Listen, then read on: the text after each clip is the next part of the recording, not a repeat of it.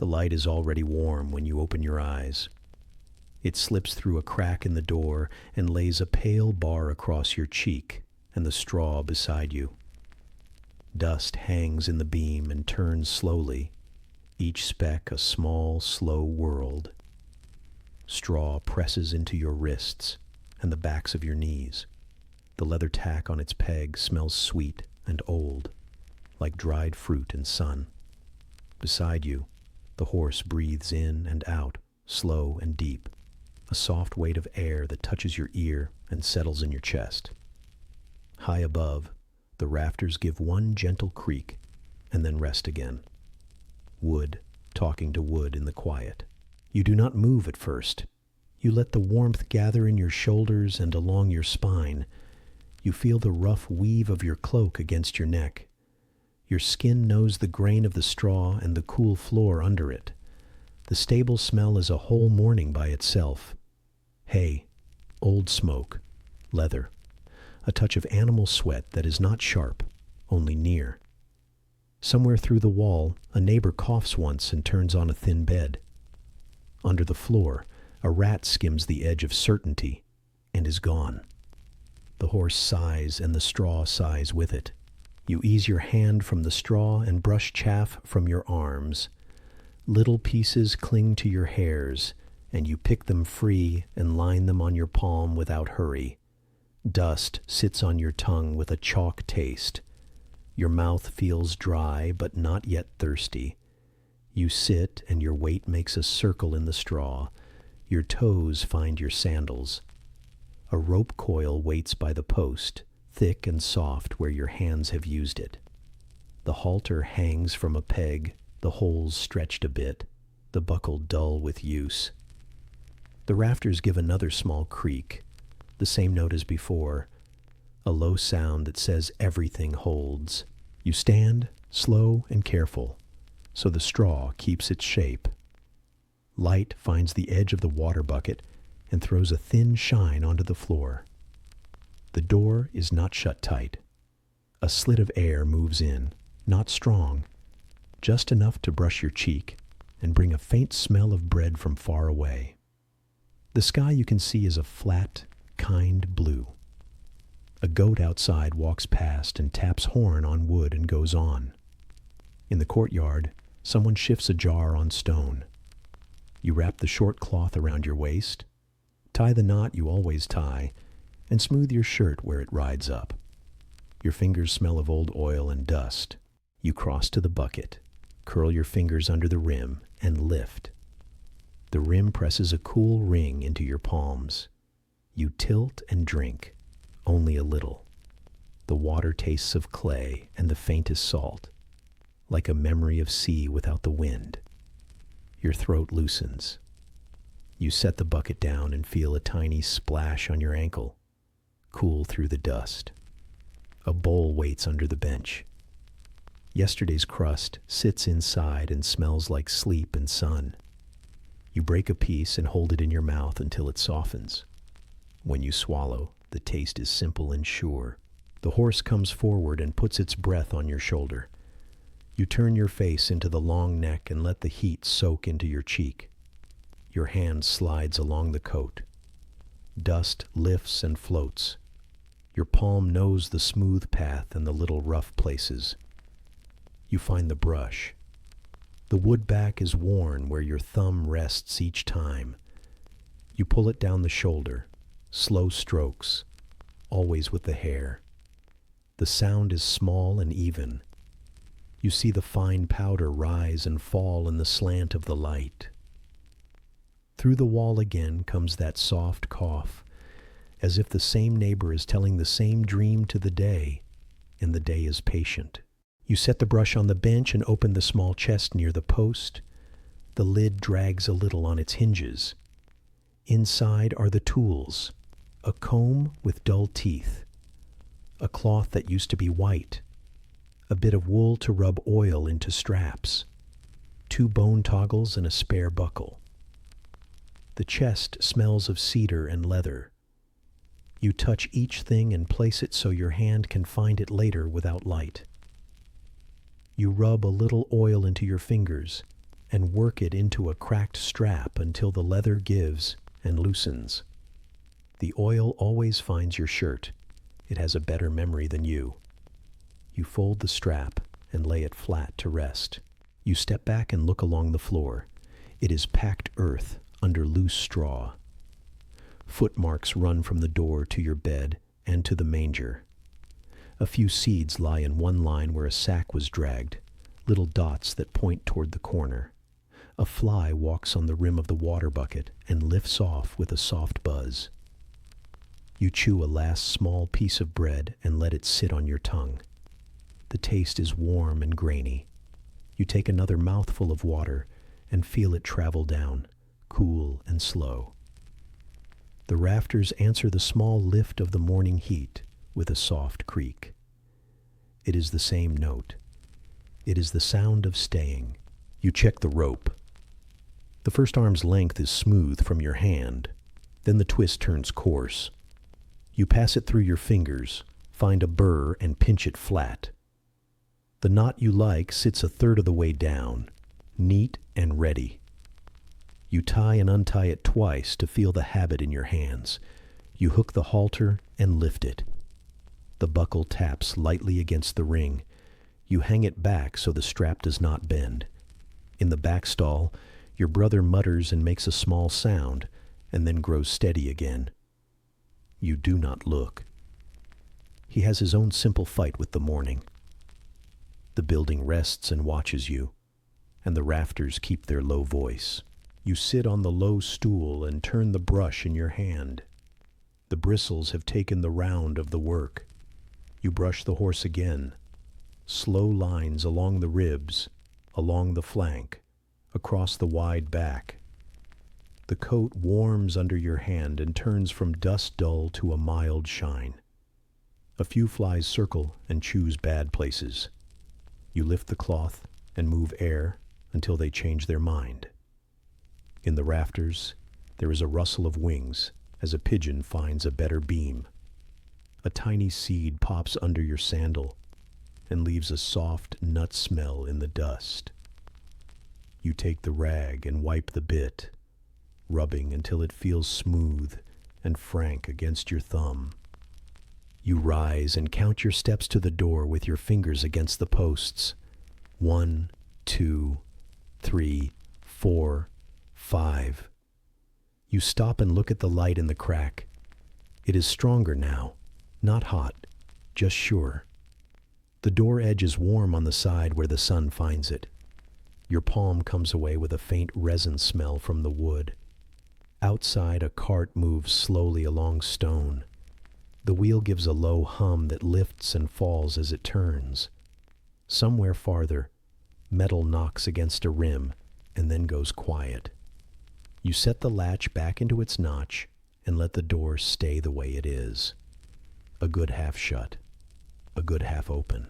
You kneel and pull your rolled cloak closer so it does not gather too much grit.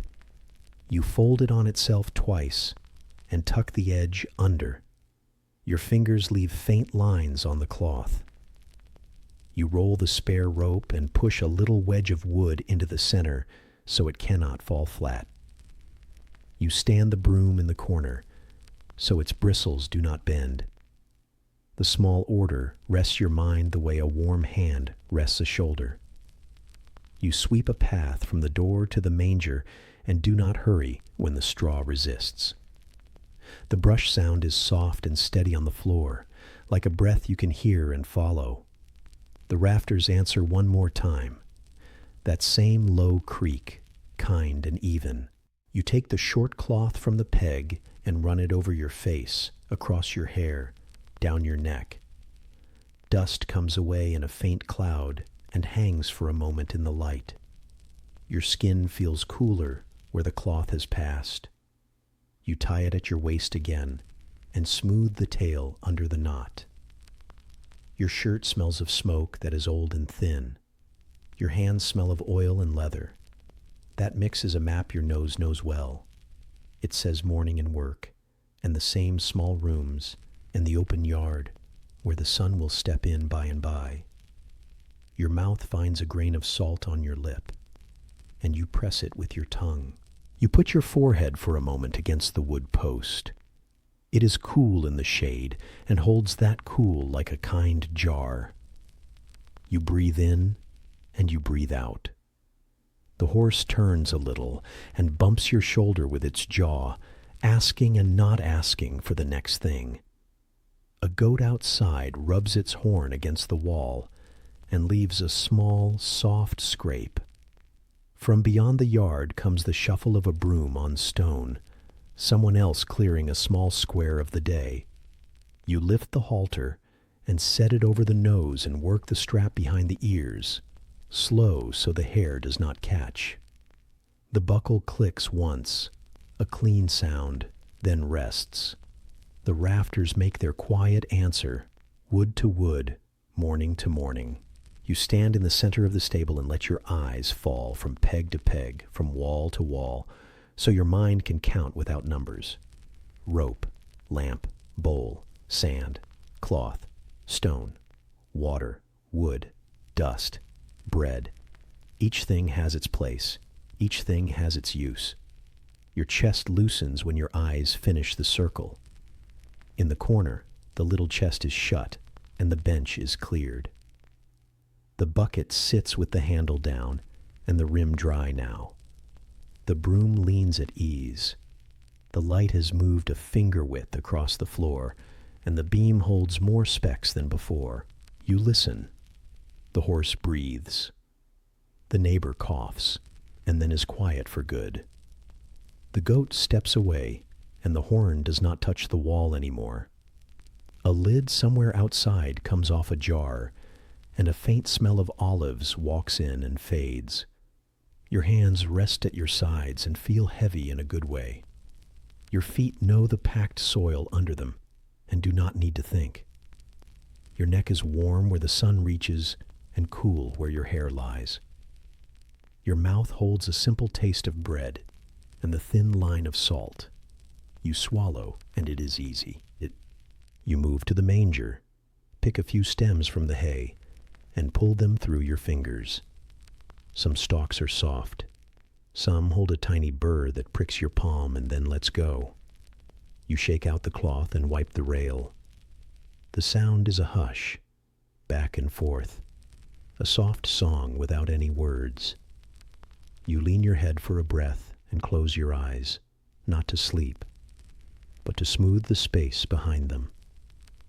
When you open them, the light is in a new place, and the dust is in new places too, and nothing has rushed to get there. You sit once more on the stool and rest your elbows on your knees. The building speaks again in the way it has chosen, the rafters giving that one low creak, slow and even, like a yawn held in the throat. You let it pass through you. It carries the whole room. A strap, a rope, a brush, a bowl, the smooth place on the post where your forehead rested, the mark your heel makes without trying. The sound fades and leaves a stillness that is not empty. It is simply full of quiet things that know what they are. The horse lowers its head and noses the straw, and you reach to smooth the forelock from its eyes. Your palm comes away warm, with a light coat of powder. You shake your hand once, and the powder becomes air. You place the brush where it belongs and set the cloth on top. You take one more small drink. The water moves inside you like a slow thought that agrees with itself. The light waits at the door edge. You do not go to it yet. You stand in the middle and breathe. You hear the fly in a far window. You hear a cart somewhere beyond the yard. You feel the late summer heat start to gather on the roof. You smell the quiet promise of bread, a long way off, carried in threads through the streets. Your shoulders drop. Your jaw loosens. Your hands hang at your sides. The rafters give their last soft creak, the same as the first and the same as the one after. You let that note be your morning. The horse breathes, and you breathe, and the room holds both. Dust turns in the light and then settles again, like a calm thought finding its place. The day stands just outside the door. Inside, the wood keeps its voice low, and you stand within it, steady as the sound, steady as the air. The rafters keep their low note as you turn toward the bucket. The light in the crack is a little wider now, a pale bar across straw and wood.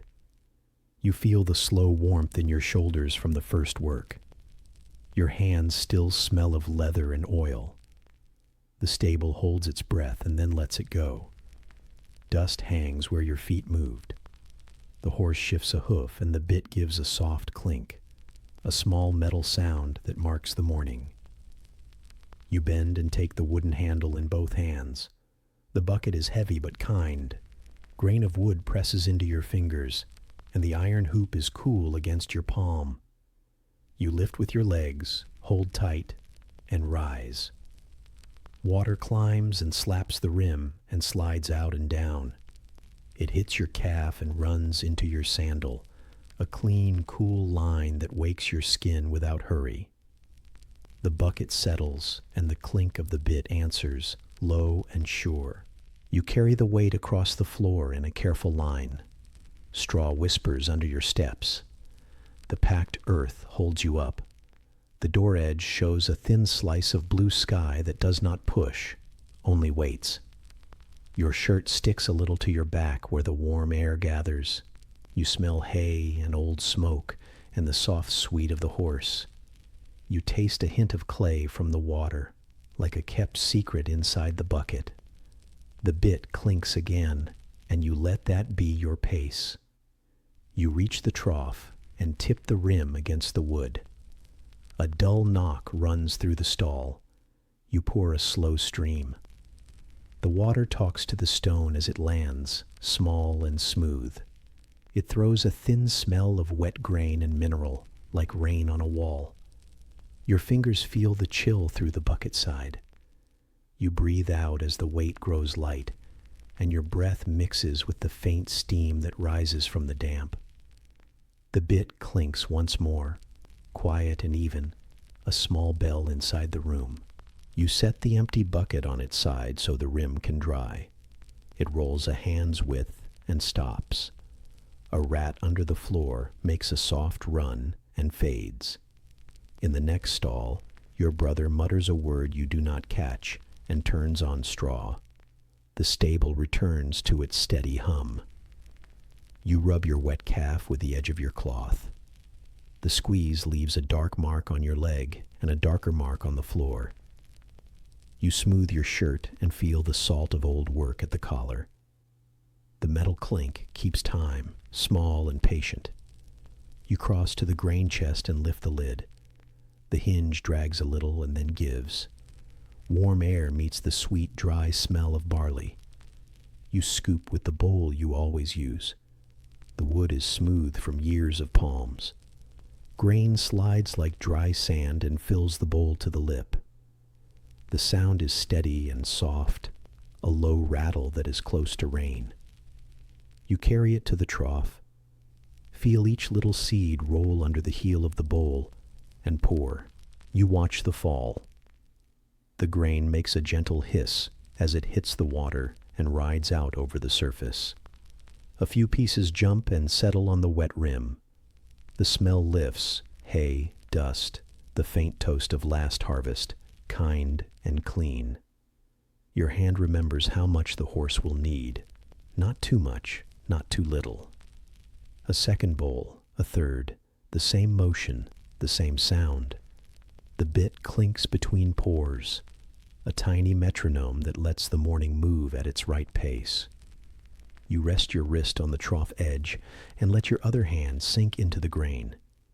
The seeds roll over your skin and press at the small lines of your palm. You feel warmth that lives in the dry, a stored sun. You taste a speck that clings to your lip and find it is only dust, simple and harmless. The horse lowers its head, and the leather strap shifts with a soft rub. The bit gives that quiet tap again, metal on tooth, a thin ring under the breath and the straw. You go for more water. The bucket is lighter now that your arm remembers it. The handle has its own smooth places, and your fingers fit without thought. You pass the door slit, and the strip of sky is a shade brighter. A neighbor coughs in the lane, and a cartwheel hums on stone, then fades. On the far edge of your hearing, a boat rope answers the tide with a slow rub, as if the sea itself is also waking. The bit clinks in reply, a house sound that belongs to you. You tilt the bucket into the trough once more. The wood rim grinds softly against stone. The water meets the grain, and the smell changes again. Warm and wet and good, like bread that is not yet bread. You hold there for a count your hands know and stop. A small wave runs along the length and returns. It taps the wall as if to say enough. You draw back and wipe your knuckles on your cloth. Your skin is cool where the water splashed. The horse breathes and the metal clinks, low and sure. You take the broom. The handle is smooth where the finish is gone, and a splinter pushes at your thumb and then gives up. You pull straw and dust from the path and make one clean line from door to stall. The bristles whisper over earth and lift a light cloud. It smells like summer kept in dry walls. You feel grit through the sole of your sandal, a small press that reminds you to slow your foot. The bit clinks behind you, and you smile without moving your face. You lean the broom where it will not fall and go back to the chest. A small scoop more, just to round the meal. The bowl hums as grain rubs wood. You pour and watch the surface level. You take a piece of last night's bread from the shelf, tap it once to wake it, and break off a bite. It is firm and kind. The taste is plain and right. You chew slow and let it soften. A thin line of salt sits at the corner of your mouth, and you like it.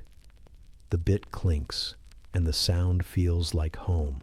You check the strap that keeps the trough from shifting. The rope is old but sound.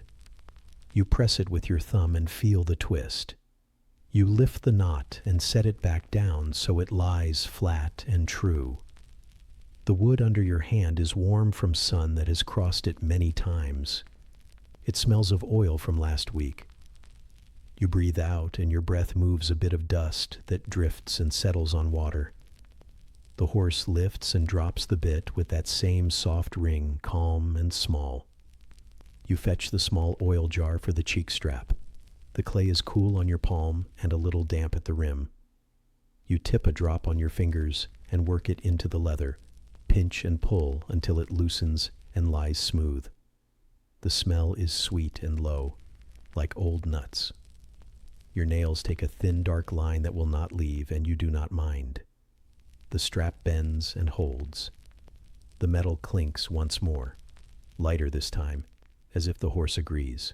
You bend to the floor and pick out a few hard pieces from the straw where the horse will stand. You toss them to the side and hear each small click as they land on stone. The pile grows neat and harmless. Your knee takes the dust and keeps it. Your skin itches, but only for a moment. You rub the place, and it is done. In the next stall, your brother turns again, then stills. You feel him there without looking. The stable folds everyone in, and the bit keeps its soft beat. You take the cloth from your waist and wipe the trough rim where the water climbed and dried. The cloth holds dark marks, but it is strong still. You fold it into a square and tie it back. The knot sits in the old place, and your fingers know it well. You touch the lamp on the peg, though you do not light it. The clay is warm from your last fire. The smell of old smoke lives in the wick, a thin line that never leaves. The bit clinks and fades, then clinks again. A voice that does not need words. You stand quiet and listen. Grain settles with a faint tick. A fly draws a small circle and gives up. The water moves once more against wood and rests. Your breath evens. Warm air brushes your face and brings a hint of fig from the yard. Your hands are a little stiff from the first lift, and then they soften. Your back holds a long, slow ache that is not sharp, only there. You let it be. The metal clinks again, as steady as a slow step. You walk to the door and put your fingers in the groove where 1,000 hands have pushed. The wood is smooth and dark there. It smells of resin and sun. You do not open it. You only stand with it and feel the cool line where shade meets light. Outside, a goat scrapes horn against the wall and moves on. The sea's breath rides the lane without hurry. Your own breath follows it in and out. Behind you, the bit gives that small, clean sound, and you count 1, 2, 3 in your head, not with numbers, but with feeling. You go back to the bucket and tip it so the last sip will not grow stale. A thin string of water runs and makes one clear ring in the trough. You listen to the note it leaves. It is almost the same as the metal, but not quite. You like the way the two sounds lie together, water and iron, both simple, both true. You wipe the bucket lip and set it upside down on the bench. You feel the bench take the weight and hold it. You reach for the brush again and run it once along the neck, once along the shoulder. The hair lifts and shines. A soft smell of warm animal rises and wraps your face. Dust sits on your forearm in a fine gray sheet. You blow it off and watch it turn silver in the light for a breath. Then go back to the floor. The bit clinks, and the horse chews with small, even sounds. The room seems to breathe with you, slow and low. You take the broom a last time and send the spilled grain back to the bowl. A few seeds stick to the damp rim of your sandal. You brush them away with 2 fingers. Your skin is rough where rope has taught it to be. Your mind walks the edges of the room without leaving your body.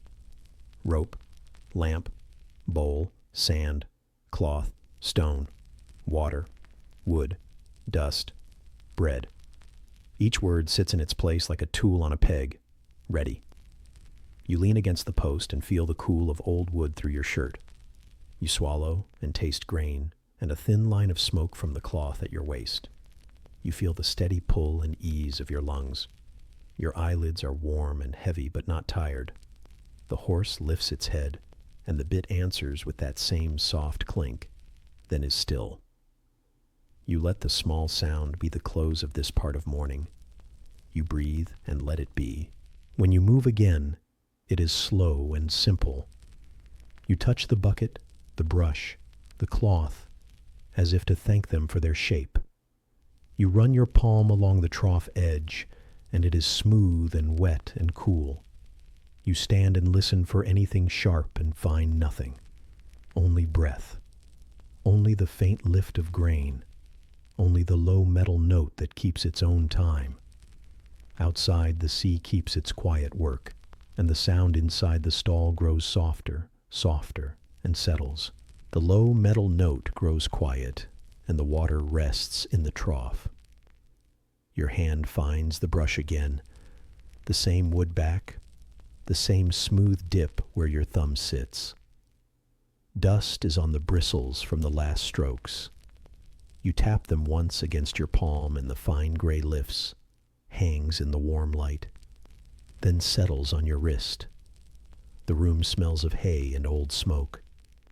Your skin carries a cool line from the splash that ran down your calf. The horse shifts and breathes, and the rafters give a slow answer, wood talking low to wood. You breathe with it and begin. You lay the brush on the neck and pull with the hair. The bristles scrape soft and steady, a dry hush on warm hide. Dust floats like flour from a bowl. It tickles your nose and sits sweet and thin on your tongue. Your palm follows the brush to keep the stroke true. Oil from the coat comes to your skin and makes a clean smell, like nuts stored well and long. The horse leans a little into the pull, and the rope on the peg gives one small creak, as if it remembers what work comes next. You set your feet and keep your pace slow. The brush runs in long lines. With each pass, you feel heat under the hair, a smooth rise and fall where ribs make their quiet shape. Your shirt lifts at the shoulder and sticks where sweat has begun. Not much, just a soft seal of cloth to skin. The air moves a little through the door crack and brings a thin trace of bread from the lane. You taste it for a breath and let it grow faint again. The rope creaks once more, dry and low, and the sound settles in your ear like a calm drum. You change hands.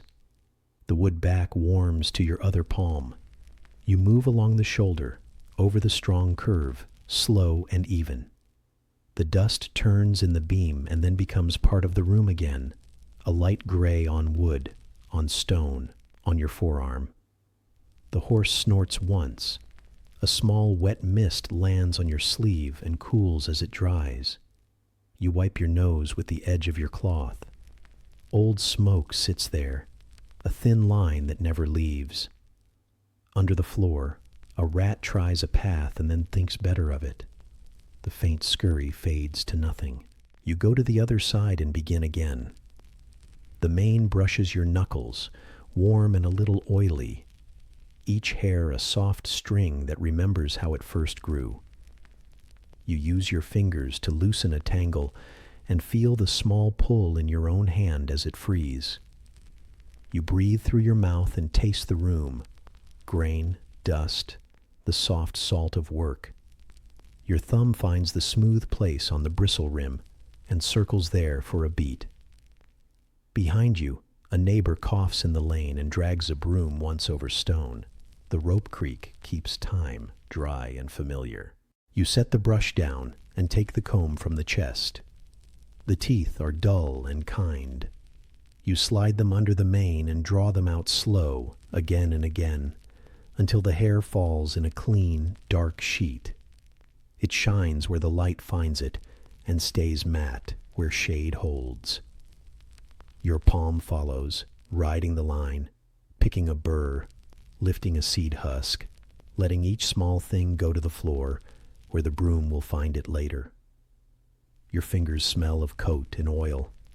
Your wrist grows a little tired and then settles into the work. The rope gives a small, clear creak as it turns on its peg. You rub the comb clean on your cloth. Dust makes a faint gray mark there, a smudge among other smudges, each one a simple day held in cloth. You fold the cloth and smooth the edge with your thumb. The stable air is warm now, like a loaf near the hearth. You feel it gather under your hair. A goat outside taps horn on wood and moves on. Far beyond, the boat rope lifts and lowers against a post, a soft sea sound, slow and sure. The rope on your peg answers with its own dry whisper, as if the two lines are cousins speaking across a yard. You lift the brush again and work down the back.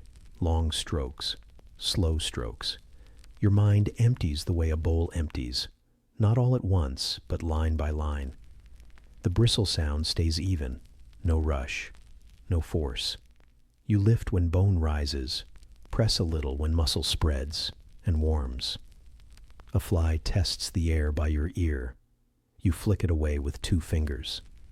The horse breathes, and the smell of warm animal holds you in place, simple and right. A small float of dust lands on your lip.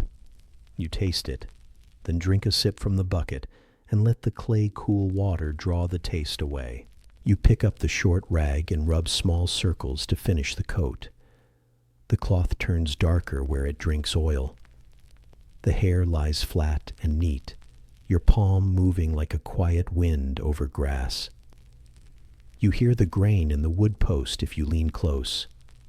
It has its own soft rasp under your nails, a dry music. You touch the bit for a breath and feel its chill. The horse lifts its head and the metal taps tooth, a tiny ring. Then stillness again.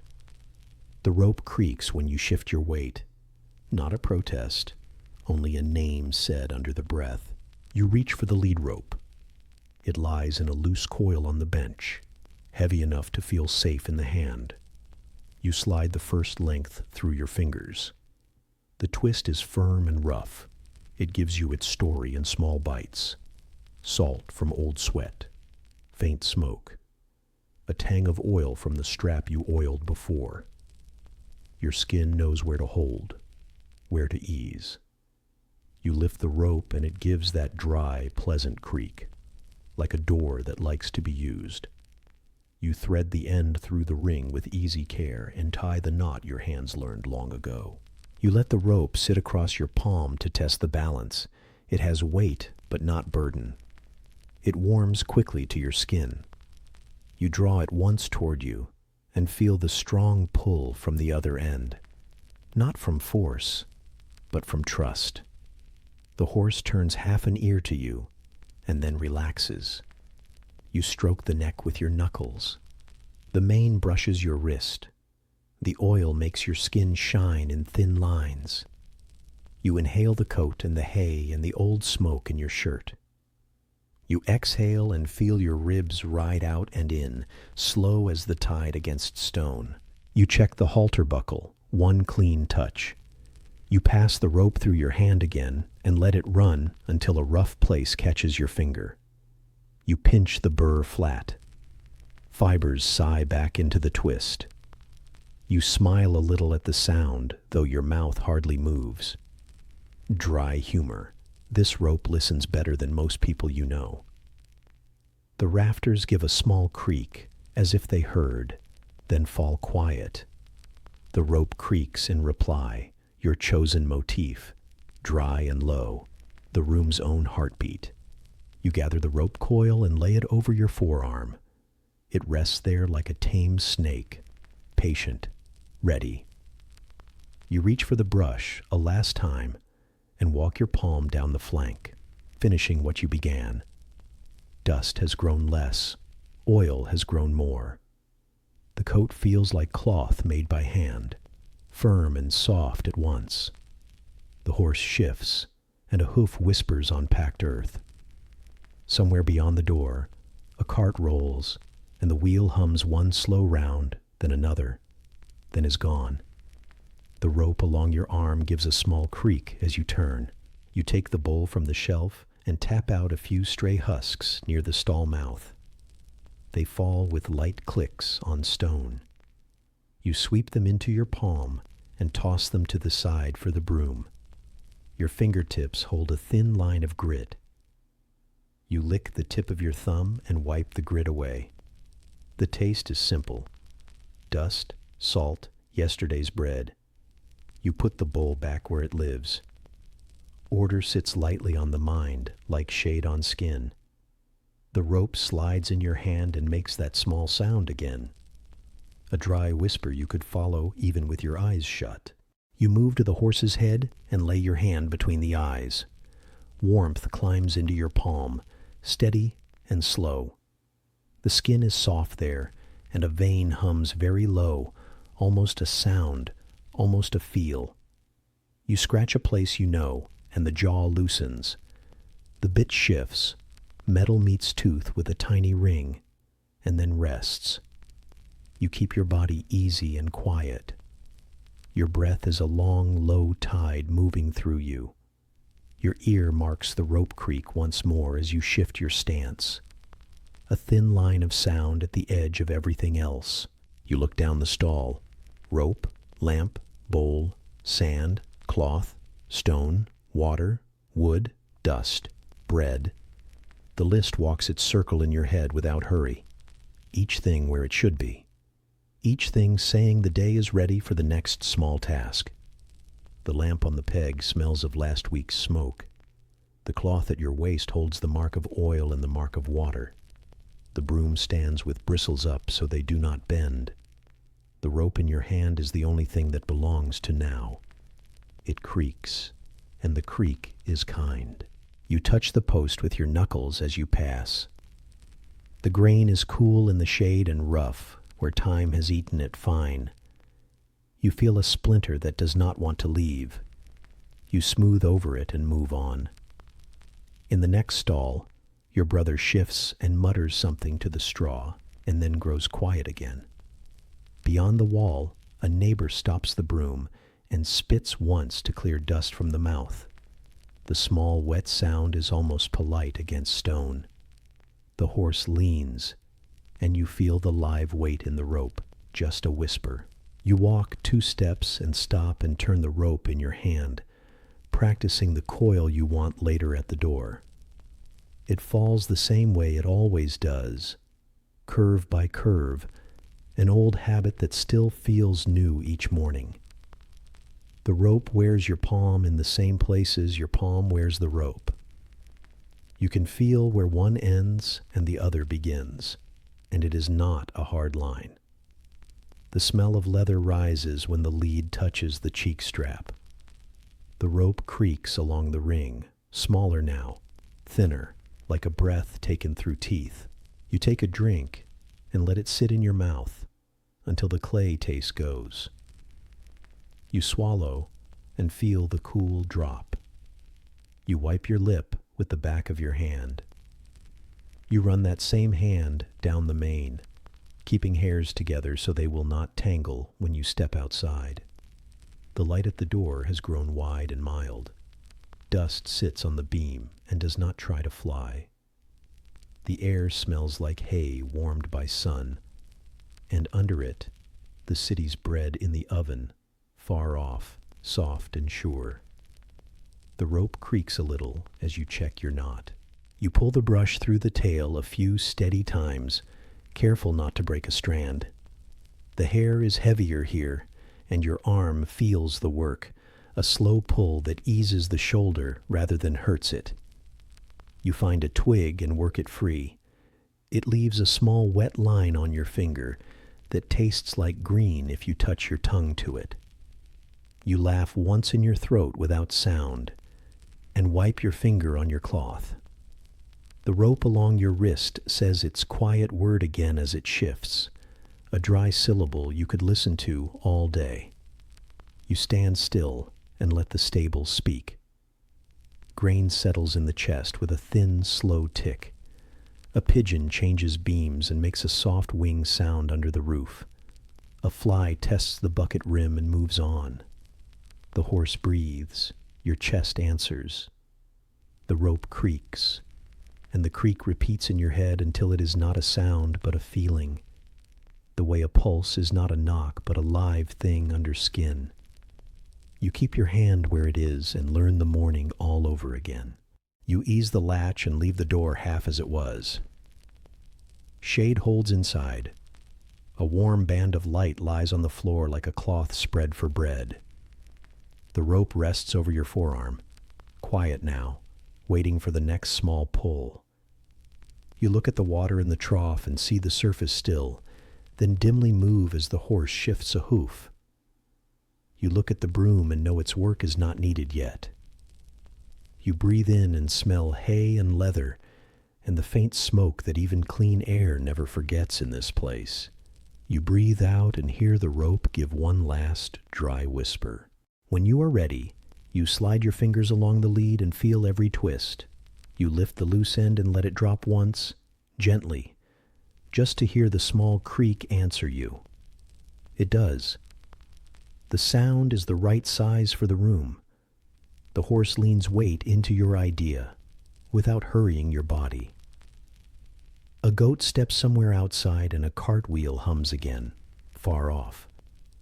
You touch the post with your knuckles, the old good luck touch with no words to it. The rope in your hand is warm now, your skin making it so.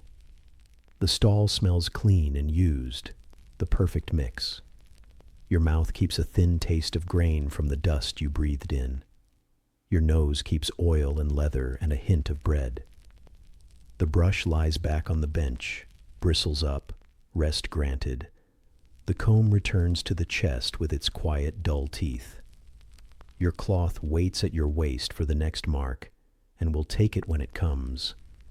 The rope creaks. The rope answers. The rope stays. You face the door and let your eyes soften. Light is a kind thing today. Air moves without edge.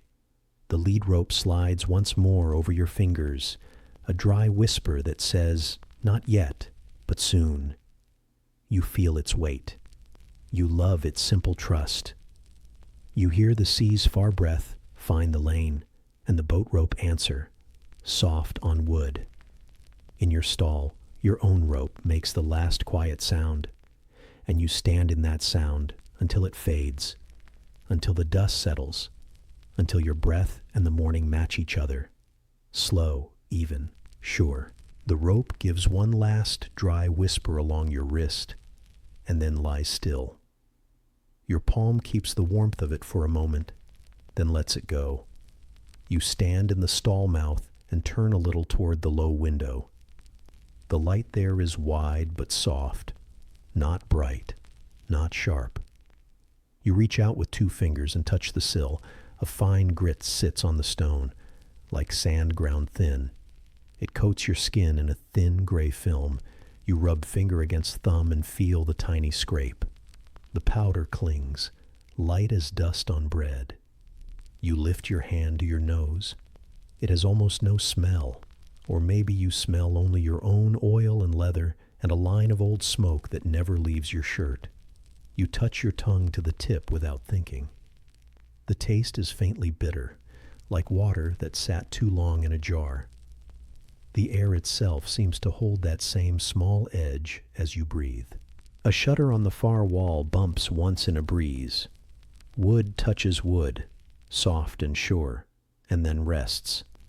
The sound repeats after a small pause, the same weight hitting the same latch.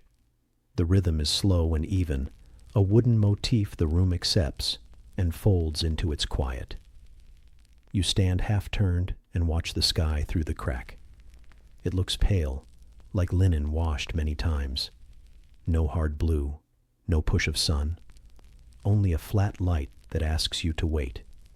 You run your palm along the sill again, then wipe the gray on your cloth. The cloth takes the mark and keeps it. The stone under your hand is cool.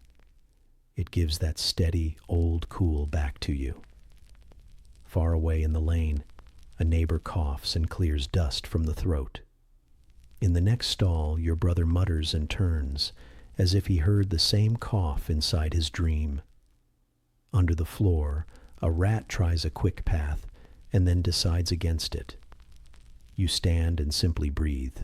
The horse shifts behind you and lets out a long, warm sigh. Its breath moves across your back and settles your shoulders. You reach back with one hand and touch the neck, then return to the sill. The world outside feels paused. No cart hum, no water call. Only that shutter bump now and then, like a short line on a scraped drum. You feel the grain of the wood frame where the window sits. Your thumb finds the groove where hands have rested for years. Your nail picks a thin sliver and drops it to the floor. You take the bowl from the shelf and set it near the window edge. The round wood looks darker under this light. You place a heel of bread in the bowl and break off a small piece. You hold it in your mouth until it softens. The taste is calm and plain. When you swallow, a little of that faint bitterness still sits at the back of your tongue, and then it fades. You raise the water skin, take a small sip, and feel clay-cool water move down your throat like a line drawn with care. The shutter bumps again, the same soft knock. The sound holds a shape now in your ear, as if you could touch it with your fingers. You listen for the sea beyond the walls, and after a long breath you hear a rope against wood at the far quay, a slow rub that comes and goes. The two sounds lie together well, shutter and rope, both woodwork, both steady. You let your breath fall in between them. Your chest rises and sinks on the same easy count. You wipe the sill a second time, this time with the flat of your hand. The grit is more than dust. It leaves a faint scratch on your skin and then turns smooth. You think of sand at the edge of the water when the tide pulls back and the top layer stays soft, while the thin skin under it is hard. You press. The stone answers with its old weight. Your skin leaves a heat mark you cannot see, but you can feel. The air moves. You taste that faint bitter again, almost like smoke before it becomes a smell. You step away to the lamp on its peg and touch the cool clay. You do not light it. You only hold it for a breath to know that fire is near if you need it. The wick smells of old ash and oil. You set it back and fold your cloth once, smoothing the edge with your nail. Your hands carry the shapes of your morning: rope, brush, bowl, cloth, and now this new thin powder, this pale trace that came without sound. The shutter bumps again. Wood finds wood. The latch answers with a small tick. A goat outside taps horn on the gate and moves on with a soft scrape. You hear the hooves on stone, and then only air again. The horse behind you lifts a hoof and sets it down, and the sound is a low drum on packed earth. You feel the ripple of that small move up your own legs. Your knees loosen. Your back gives a mild ache that is not unkind. You lean your hip against the post and look at the crack of sky. It stays pale. It holds. You pinch a little of the gray from the sill into your palm and scatter it into the water trough. It goes dark when it meets the surface and then spreads so thin you cannot see it. The smell that rises is clean and small, like rain that touches a warm stone and does not stay. You watch the ring move out and touch the wood rim, then return and flatten. Your fingers rest on the trough edge. The wood is smooth where work has washed it, rough where time has not reached yet. The shutter bumps again, steady as breath, and then not for a while, and then again. You begin to hear it in your ribs, the body's own answer to wood's quiet call. In the lane, someone sets a jar on stone, a dull knock that comes once and does not repeat. A pigeon shifts on a beam and drops a soft feather that twirls and lands by your foot. You pick it up and it has no weight. Your skin barely knows it is there. You blow on it and it moves on by itself. You take the broom and draw one easy line along the window edge where powder has gathered. The bristles whisper and lift a small cloud. It looks silver in the light and then turns gray and settles. You breathe slow, so you do not chase it. You set the broom back where it stands with bristles up, careful not to bend them. Your hands carry that very light dryness now, the kind you cannot shake away. You wipe them on your cloth and still feel it, faint as a thought you almost forgot. A breath line. You move the latch and ease the door just a finger more. You do not open it fully. You let the air come to you. It walks in on cool feet and then warms in the stall. You smell hay and animal and your own shirt, plus that thin, strange edge you cannot name. It is not fire. It is not sea. It is not the sweet of bread or the sour of wine. It is a taste that sits in the mouth like a small rule, asking you to drink water and keep your steps measured. The shutter bumps, and this time the sound carries a tiny new note, a light rasp along the hinge before the knock. You hear the dry kiss of wood grain on wood grain. You press your palm flat to the door plank. It is warm on the sun side, cool on the shade side, the two faces of one thing under your hand. You think of your own chest, warm inside, cool air on your skin, and how both can sit together and not fight. You walk to the grain chest and lift the lid, then close it again without taking anything. The motion is a comfort, a check on what stays certain. The hinge groans very softly and then is quiet. You look at the bench. Comb, brush, folded cloth. You look at the peg, lamp, spare rope and a small coil. You look at the bowl. Bread heel gone, crumbs like tiny stones. The room holds you with these known shapes, while the light through the crack holds you with something new. You pour a mouth of water and swish it to chase the taste. It helps a little. A line of clay stays, but clean. You spit into the dust by the door, then rub it with your sandal so no fly will find it interesting. You smile to yourself at the care, a small joke in a small day. The horse noses your shoulder. You scratch the place it asks without needing words. The shutter bumps, and you hear in it a patience you can use.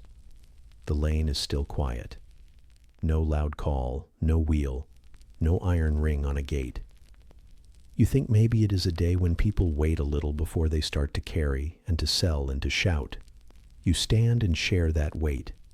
Your body is ready to move, but it does not need to yet. Your mind folds like cloth placed flat on a shelf. The wooden motif repeats, and the room learns it, the way the ear learns a lullaby without trying. You take the short cloth from your waist and wipe the window frame so the grit does not cut the rope when you pass later. Your fingers move slow. They find every corner, each notch where a nail sits flush. The cloth grows a darker gray and a lighter one, both at once. The grain of the wood shows through. Old rings your thumb can follow as if reading. You fold the cloth again and tie it back, the knot you always tie, neat and close. You stand still and let your senses fill. Touch, the cool of stone in your palm, the warm post under your shoulder, the soft weight of the lead rope in the crook of your arm. Smell, hay, animal, oil, and under it a dry, thin air that carries almost scent. Taste, water with a clay line, bread in a memory, that faint bitter when you breathe in. Sound, shudder, pause, shudder. Wing rustle, rat hush, far rope on wood, near breath that moves in and out at the same slow rate as your own. You look again at the sky through the crack. It is still pale, like cloth left in shade. You decide to carry on with your small tasks at this pace. No rush, no delay. You press your brow to the doorpost and feel the cool work into your skin. A gift from wood to bone. You pick one seed hull from the straw and drop it into your palm, then into the bowl, then brush the bowl clean again. The world seems to like small loops today, and you let it. The shutter bumps once more, soft as ever. You feel the slight push of air that comes with the knock, a cool finger that moves across your cheek and then is gone. You take it as a sign to drink again, so you do. The horse chews a late mouthful, and the bit taps tooth with a low ring. Your shoulder lets go another inch. The new grit on the sill waits for your next pass, but not now. Now is for standing and watching and breathing and letting the light do what it wants. You step to the doorway and look down, not out. The ground just inside is smooth, where feet have made it so. You press your heel and feel the packed earth answer, firm and fair. A few gray dots lie where brown dust used to lie. You sweep them once with your toe and make a small path only you will see. It is enough. The shutter bumps, then rests. You lean the broom so it will not fall and set the bucket upside down to dry. You move the rope coil a hand's width so it will not drink damp from the floor. Your fingers smell of oil again from the strap you touched without meaning to. You rub them together, and the skin slips easy. You look at your nails. A thin gray line sits under one. You scrape it out gently with the other nail and wipe it on the cloth. The room feels ordered in the way of an early hour. The shutter knocks once more and makes a friend of silence. You let that be your end for now. You breathe in the thin, strange air and make it simple with water and bread and slow work. You place your palm on wood. You let the cool meet your heat. You listen to the far rope answer the sea and then fall quiet. The shutter closes the thought with one last soft bump, and the sound stays in the room like a small, patient drum. Your breath meets it, and both settle. The shutter gives one soft bump, and then another. Wood touching wood, slow and even. You stand with your palm on the doorpost and feel the cool sink into your hand. The sky in the crack stays pale and flat, like washed cloth laid to dry. You taste a faint bitter on the back of your tongue, thin as dust on bread. You breathe once more through your teeth, then reach for the cloth on the peg, the one you keep for smoke or sand or strange air. You take the cloth down and shake it once. A light powder lifts and turns in the warm bar of sun, then settles back to the floor. The weave is coarse. The warp makes a ridge your thumb can follow without looking. You bring the cloth to your face. It smells of last week's soap, of old smoke kept in threads, of your own hands, oil and hay and a line of leather. You fold it twice and raise it, and the shutter bumps again, a gentle sign to begin. You lay the cloth across your mouth and nose and draw the tails behind your head.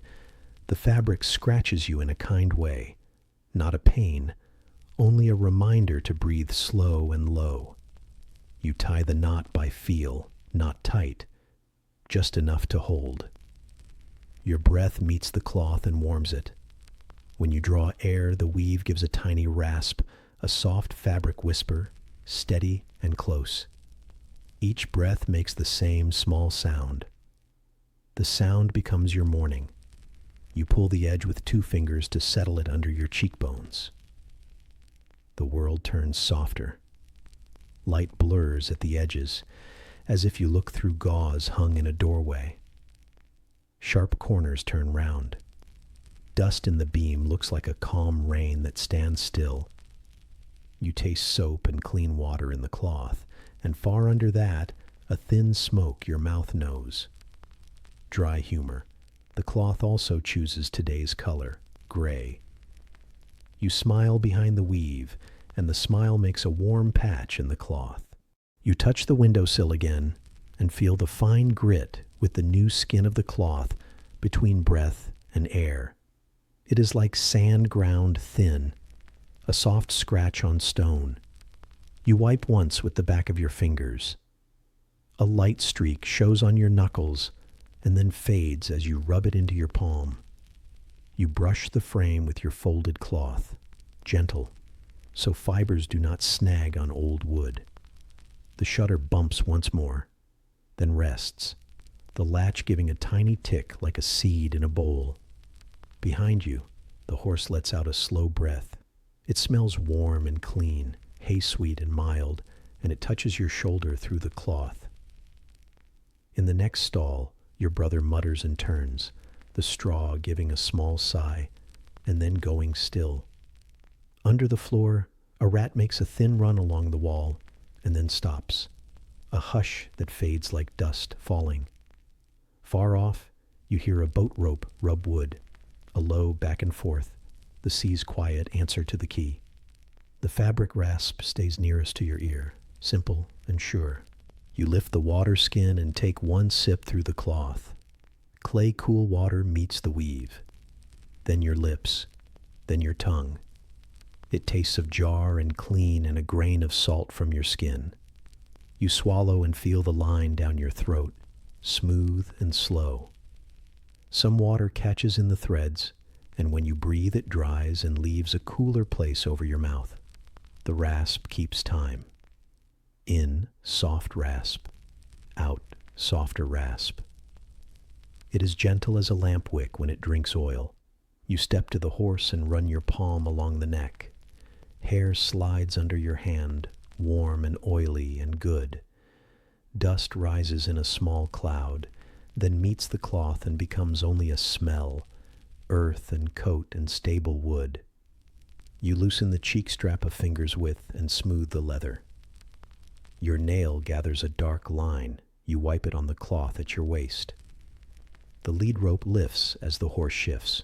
It creaks, quiet and dry, then lies still. The fabric rasp stays closer than the rope now, your own small drum. You cross to the bench and touch each thing to settle your mind. Rope coil, lamp base, bowl for grain, folded cloth, the brush with its worn bristles. Each has a plain weight and a place. You place a heel of bread in the bowl and break a corner off. The cloth across your mouth makes the bite smaller. You hold it longer. You taste it more. Warm bread memory meets soap and smoke. It is not a bad mix. You chew slow and use your tongue to find crumbs. The rasp speaks with each breath, the same little song. You breathe once and let the cloth hum. You take the broom and guide dust away from the door gap so the wind does not bring it back to your feet. The bristles whisper over packed earth. You feel grit under your sandal, and then feel nothing as the path smooths.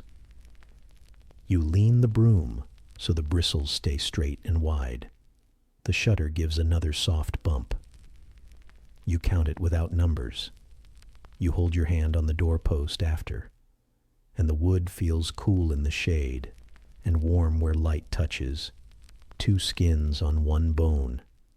You fold a second cloth and tie it loosely above your brow so sweat will not run into your eyes. The knot sits low and neat. The edge presses lightly on your temples and quiets the little jump there. Your sight grows even softer now. Light becomes a wash, shape becomes a guide. Nothing is sharp and nothing needs to be. You breathe through the mouth cloth and feel your chest move under your shirt. The rasp keeps the same small pace, in and out, stone and thread, wood and breath. You stand at the window crack and lift a hand to the light. Dust sits on your knuckles and turns to a faint gray. You brush it away, and the skin prickles where the cloth brushed it.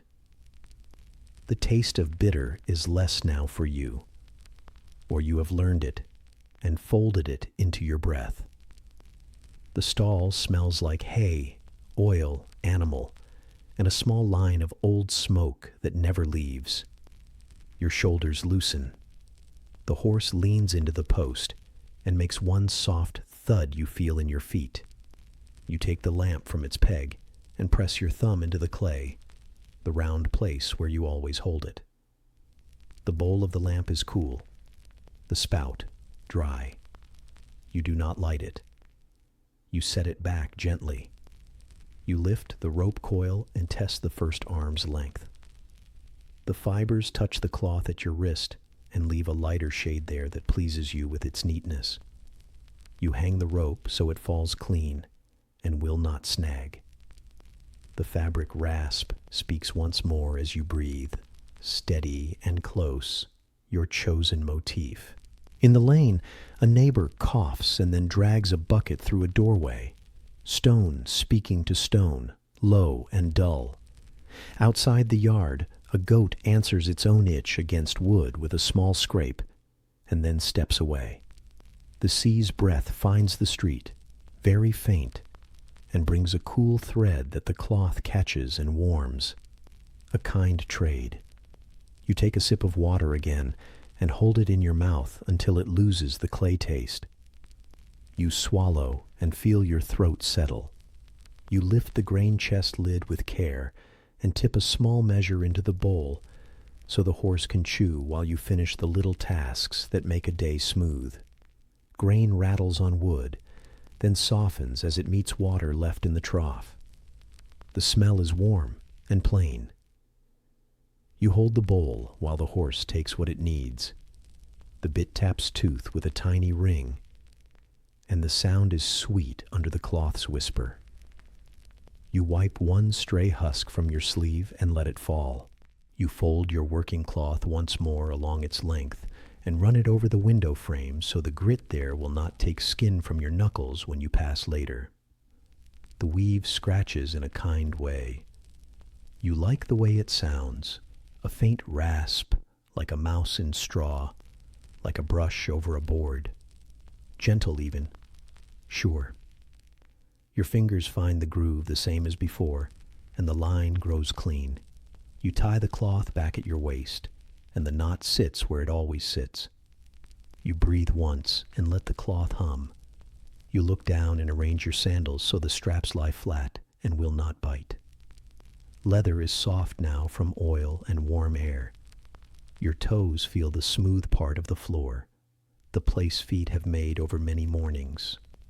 You lift the lead rope and lay it over your forearm. It rests there with a steady weight, not heavy, not light. The rope's dry creak is a second voice now and stands a step behind the cloth. The two sounds do not argue. They walk together. You run your knuckles along the horse's jaw, then ease the strap one hole so the mouth can work without rub. Your fingers smell of oil and coat. The cloth lets that smell through in a thin line, like smoke under a door. You feel sweat begin under the upper cloth, and press the edge with two fingers, so the moisture spreads and cools. Your breath warms the lower cloth, and then the lower cloth gives that warmth back, patient as stone-holding sun after noon. You look around the stall to make your list without words. Rope, lamp, bowl, sand, cloth, stone, water, wood, dust, bread. The order is soft and right. The bucket sits mouth down to dry. The brush lies bristles up. The spare rope makes a small coil like a sleeping snake in shade. Your brother breathes in the next stall and turns once, then returns to stillness. The neighbor's cough does not repeat. The boat rope makes one far answer and then quiets.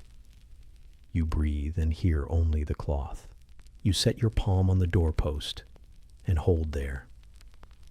The grain of wood moves under your skin in tiny hills. The cool goes to your bones, then leaves. You place your other hand over the cloth at your mouth and feel the rise and fall you make. The weave, the skin, the breath, the air, 4 layers, 4 simple things, working like friends. The shutter does not bump now. It waits. You wait too. When you are ready, you press your brow softly to the post and close your eyes for one slow count. The stall smells like work and rest at once. Your tongue holds a thin taste of soap and a line of bread that still lingers. Your shoulders sit where they should sit. Your hands hang easy. You open your eyes and the world stays gentle and gray at the edges. The cloth purrs its small rasp in time with your breath. You lean, you watch, you breathe, you wait. The weave brushes your lips with each breath and leaves the lightest tickle. The rope rests on your arm and does not ask anything of you yet. The wooden shutter, kind and patient, gives one last small bump in the stillness. The sound settles into the room like dust, and the dust settles into the light, and your breath finds the cloth again, soft, steady, close, as the sea keeps breathing somewhere beyond the stone. The cloth still hums against your mouth as you ease the latch. You feel the knot sit right at the base of your skull, warm from your skin. The lead rope rests over your forearm with a steady weight. You breathe in through the weave and taste soap and a thin line of smoke. You breathe out and hear the faint fabric rasp that marked the last chapter. Then you lift the bar, lean your shoulder, and open the door. Air from the lane steps in. It is cool at first, then dry. you smell hay from your own stall and bread from the deep street, and under both, a new pale scent like rubbed stone. You guide the horse forward. Hooves meet the threshold with a soft, hollow tap. The second hoof answers, then the next, a patient rhythm. You stand to the side, hand on the cheek strap, chest steady, rope held low. You lead the horse into the lane. Stone lies under a thin skin of gray. Ash whispers across the ground, a sand-on-stone sound that is small and even. It becomes your new morning note. The wall to your right holds cool in its shadow. You set your palm to it and feel the old grain of plaster and stone, smooth places, rough places, repairs you know by touch. The wall guides you past the first doorway, then the second, like a long, firm hand to lean on. Hooves tap, tap, tap. Your rope hand moves a finger at a time. Ash slides under your sandal and makes a faint, dry hiss. The cloth across your mouth rasps in time with your breath. You taste something bitter and light, not sharp, not strong, just there. In the next house, a shutter shifts and bumps once, wood on wood. Far away, a boat rope rubs a post and stops. The lane keeps quiet. You keep your hand on the wall and feel it give you shape. The stone is damp in a low patch, cool enough to make your palm tingle, then dry again a hand's width higher. The horse's shoulder brushes your sleeve. Warm hair leaves a thin oil line on the cloth at your elbow. You glance down. A soft gray dust lies on your sandal thong and on the edge of your toes. You blow once through your mouth and watch it leap and settle. You pass a doorway where a lamp has gone out. The clay bowl is cold to the sight, a dark mouth against the jamb. A line of smoke stain runs up the frame, thin as a string. You smell the ghost of last night's flame under the dry air. Hooves tap, measured and mild. Sand on stone whispers at ground level. Your hand returns to the wall after every small shift, the way a swimmer finds the edge between strokes. You guide the horse around a low step where water once ran. The channel is silent today. A single seed hull lies in it, gray now like everything else. Your sandal slides, then catches, heel to toe, toe to heel. The rope glides and gives a dry creak at the ring. You keep the knot smooth against your palm. You feel the breath of the horse through the strap, slow and even. Your chest follows it without thinking. A neighbor coughs behind a half door and clears a dry throat. The sound is quick and small, then done. You do not look. You look at your next step, at the line where wall meets lane, at the small drift of ash you can cross without a slip. Your palm knows the low place where two stones meet. A chip there fits your thumb like a little seat. Hooves tap again. The rhythm steadies you. The wall stays cool, where the lane stays narrow. In a wider patch, sun makes it warm to the touch. The change quick and firm under your hand. You carry that simple map in your skin. Warm means open. Cool means hold close. The horse lifts a hoof and sets it down with care.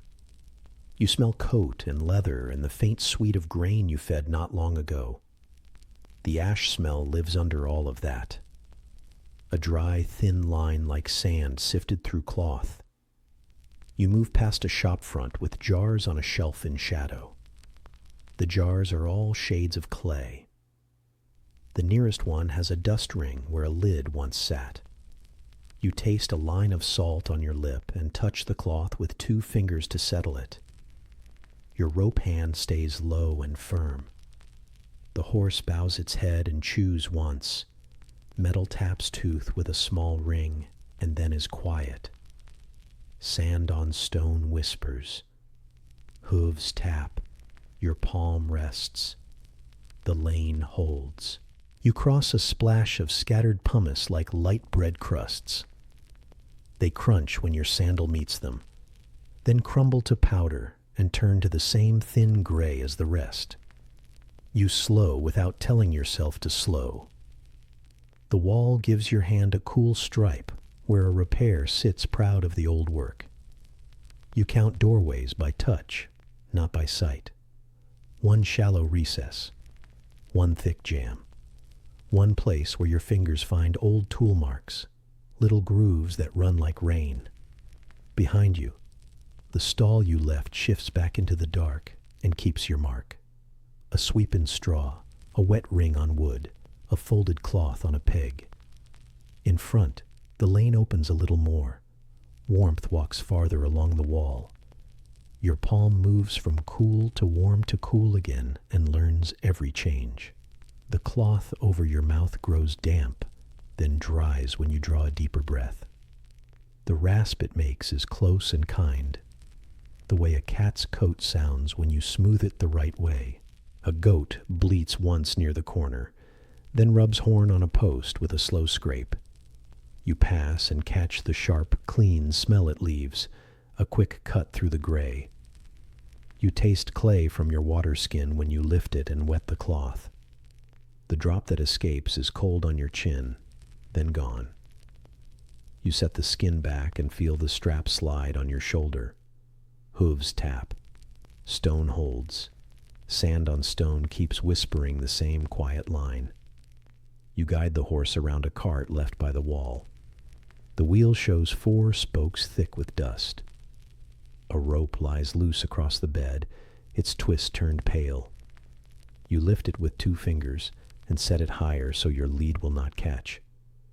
The rope gives a soft, dry sigh, as if it remembers rain and is patient for it. Your own lead creaks in answer, then falls quiet. The horse's breath fogs a little in the shade, then clears in sun. At a narrow pinch in the lane, you bring your shoulder close to the wall. The stone is cold there, morning inside it even now. You lean into that cool and carry it with you for 2 steps, the gift fading in your skin like water. The ash at your feet deepens just a finger, then thins again. You feel it pull under your sandal, the light drag like silk turned to sand. You place each foot flat and slow, heel and toe pressed with the same care. Your brother's voice comes thin through a high window behind you, a restless line in sleep. Straw shifts and then falls still. You keep your pace.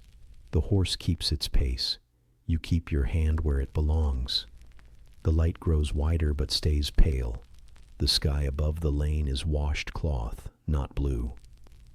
Your cloth rasp sounds the same under it. Hooves tap, a soft drum. Sand on stone whispers, a constant hush at your feet. You pass a threshold stone worn hollow in the center. You choose the edge and place your sandal on the high part. Your palm lands on a warm square of wall and then slides to a cool one. Your fingers come away lightly gray and your thumb rubs them clean on the cloth at your waist. You taste the faint bitter again and then the memory of bread from earlier. You swallow water in your mouth without drinking, then let it go. You slow at a bend where the lane falls away a little, a shallow slope where winter rain once ran fast. You feel the pull under ash, a smallest tug. You hold the rope nearer the ring and shorten your line. The horse steps with you, ears soft, head easy. A shutter ahead bumps once, then once more. Wood greets wood. The sound sits on the air and does not move. You carry your feet through it, as if stepping through a mild scent. The wall changes to brick for a short stretch.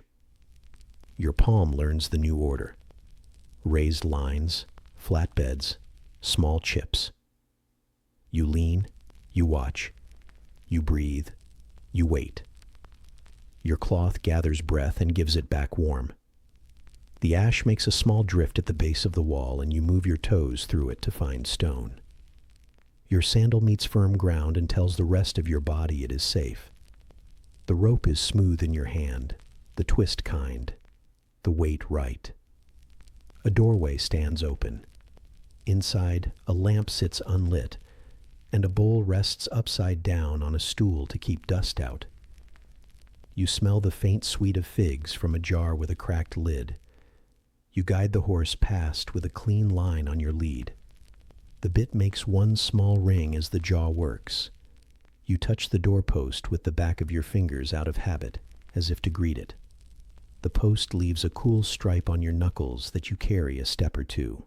You feel ash finding the fold in your sandal strap. It rubs until the skin warms. You stop just long enough to press cloth between strap and skin, then tie the knot again. The motion is slow and neat. You rise and place your palm on the wall as if returning a book to a shelf. The horse takes this pause without question. Hooves do not tap now. In the quiet, the sand-on-stone whisper keeps speaking. When you move again, the tapping returns, light as fingers on a drum. The lane opens to a small court where two houses face each other. The space holds more air. Your chest notices and fills a little more. Warmth stands in the middle. Cool keeps to the edges. You choose the edge and keep your hand on the wall. Ash lies here in wavelets like thin beach lines, but they break without sound. You step across them, heel firm, toe kind. The horse's tail lifts a little dust, then settles. On the far side of the court, water once fell from a spout into a stone basin. Today the basin is dry. A gray ring marks where the water used to shine. You touch the rim, and your finger comes away with a powder trace. You wipe it on your cloth. You bend and listen out of old habit. No drip, only your breath. Only the weak sea thread from far off. Only the sand on stone hush at your feet as a small wind moves and stops. A neighbor sets a jar down within a house, and the dull thud reaches you. Then silence again. You guide your line along the court wall and find the next lane with your palm before your eyes do. The wall is cooler here, a sign the street is narrow again. Shade will help your cloth stay gentle on your mouth. You breathe, and the weave gives its soft rasp, steady and close. Hooves tap, and your ribs answer, slow and even. The lane bends once more. You set your weight to the inside foot and keep the rope short. The horse's shoulder brushes your sleeve. Warmth spreads under the cloth on your arm. You feel each hair through the fabric, like threads under another weave. Your hand on the wall meets a shallow carved mark you have felt before. You think of the hand that made it, and of the tool, stone on stone, long ago. You pass it and leave it to the wall.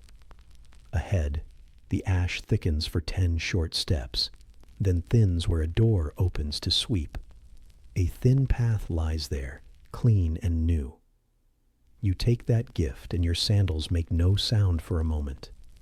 Only the rope ring gives a tiny dry sigh as you change hands. When the ash returns, so does the whisper. Sand across stone, always there, always calm. Your mind learns its size and stops naming it. You keep your palm where it belongs and count doorways you do not enter. You keep your chest level and let the cloth take what it will. You keep the rope soft and short. Hooves tap their mild drum. The wall gives its simple map. The ash speaks in the same quiet line. Somewhere farther down, a cart turns, and the wheel hum lowers and fades. Somewhere behind, a shutter bumps, and then the house sleeps again. When you pause to rest your hand, the stone gives you back your heat. You stand and breathe. Your throat tastes of soap and a thin bitter that water will cure when you stop. Your face under the cloth is warm, but not hard warm. Only the warmth of a task done with care. You press your palm flat to the wall a last time and feel the cool sink into the center of your hand. Then you move again, slow and even. Hooves tap. Sand on stone whispers. Your palm finds the next patch of wall, and the next. The lane stays pale. The air stays dry and thin. Your breath stays calm in the cloth. You lead, and the horse follows, and the day lets you pass with the sound of a hush, a tap, a hush, a tap, until those sounds become the only ones you hear, and your body matches them without thought, and the sea keeps breathing somewhere beyond the stone. The hush and tap carry you onward from the narrow bend. Sand whispers under your sandals. The rope lies easy in your hand, a soft pull that needs no words. You keep your palm on the wall and feel cool stones steady your steps. The cloth hums over your mouth with each breath. The lane opens a little, and a new scent arrives.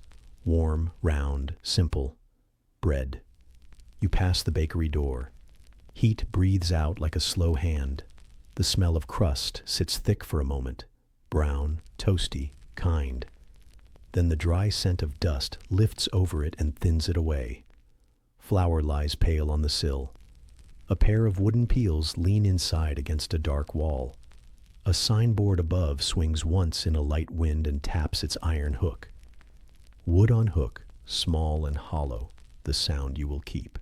Your sandals scuff on grit and make a faint hush, heel to toe.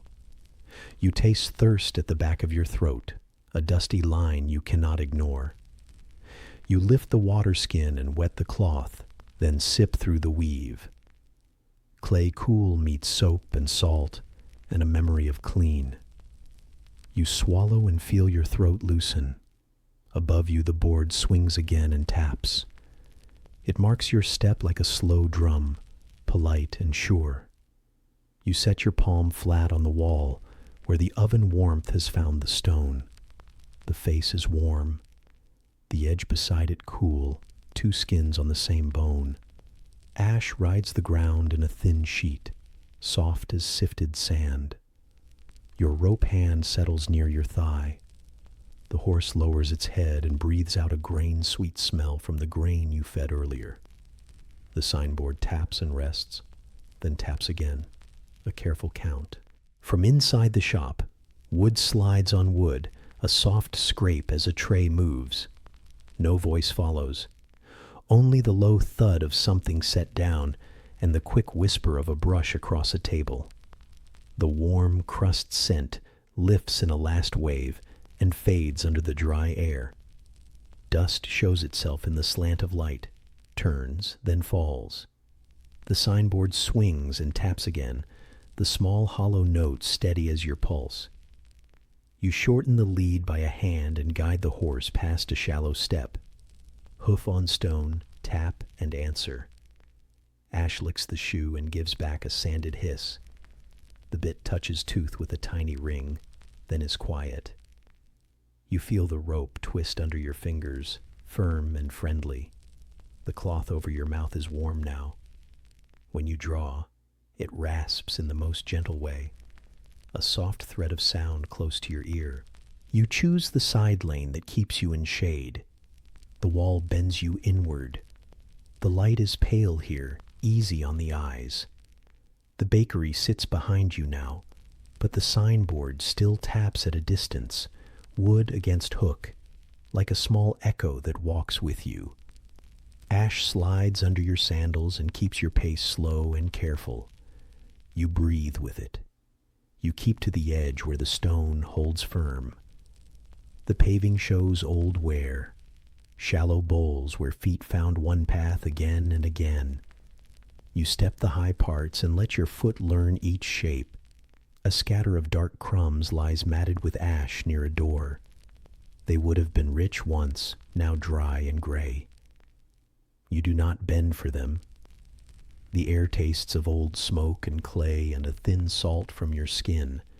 Your mouth remembers warm bread and water and waits for both. A little window stands open above. Soot makes a soft fan there. The breeze is slight, but it moves, enough to lift dust, enough to swing another small sign on another iron hook. Tap, pause, tap. The rhythm matches your steps and keeps you even. Your throat asks again for water. You sip under the cloth and hold it in your mouth a moment before you swallow. The clay note grows kinder each time. At the edge of hearing, a child's foot runs along wood, then stops. A neighbor coughs in an upper room and drags a stool a hand's width. Farther still, the boat rope answers the tide with a low rub, a long, slow back and forth like a sleeping breath. These sounds stay soft and outside. Near you, the only music is your rope against your palm, your sandals on grit, and the signboard's gentle tap that speaks when the wind is willing. You pass a doorway where a lamp once burned late. Black soot arcs over the lintel. A clay jar sits on a low step, its rim ringed with powder where a lid used to be. You picture the bowl under it, turned upside down to keep dust out. You do not lift it. You do not need what is inside. You lean a shoulder to the wall for a count of 3 you do not say. Stone takes your weight and gives a cool stripe back through your shirt. The thirst returns as a slow ache. You let it be a guide, not a master. You wet the cloth again and breathe through damp thread. Each pull of air is softer now, like drinking without tilting a cup. The signboard taps once, close enough to feel in your ribs. Then once more as you pass the next shop front. Wood on hook, small and sure. It marks the ground like a bead string, one light touch after another. The ash thickens for a few steps and turns shallow again. Your sandals carry its scratch and leave a new thin smear behind you. You lift your foot, feel a pebble under the strap, and stop to press a fold of cloth between skin and leather. The knot is easy, the fix neat. You stand. You set your palm back to the wall. You go on. The horse comes with a calm shoulder near your sleeve, warm and steady. You pass a place where dough once rose in a wide bowl. The wide bowl is gone now, but a round mark remains on a shelf. Pale wood, then darker wood where a rim sat for many mornings. You run 2 fingers on the ring and feel a faint ridge of flour turn to dust. Your throat asks for more. You drink one last small mouthful and keep the rest. The clay taste is smooth now, the salt light and fine. Air stirs, thin and careful, and brings a last line of warm bread smell from behind. Then no more. In front of you, the dry scent holds the lane. It is not harsh. It is simply there. Your steps find an old rut and make a new memory of it in your feet. The rope lies quiet on your forearm and does not pull. The horse lowers its head to a sweep of ash at the base of the wall. You lift the rope an inch and it follows you on.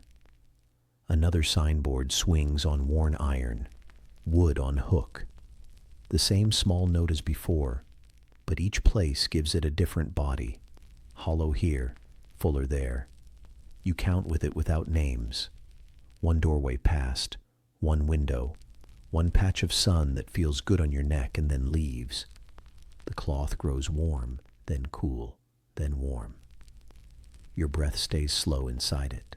The lane crosses a small court where an empty basin rests in the center.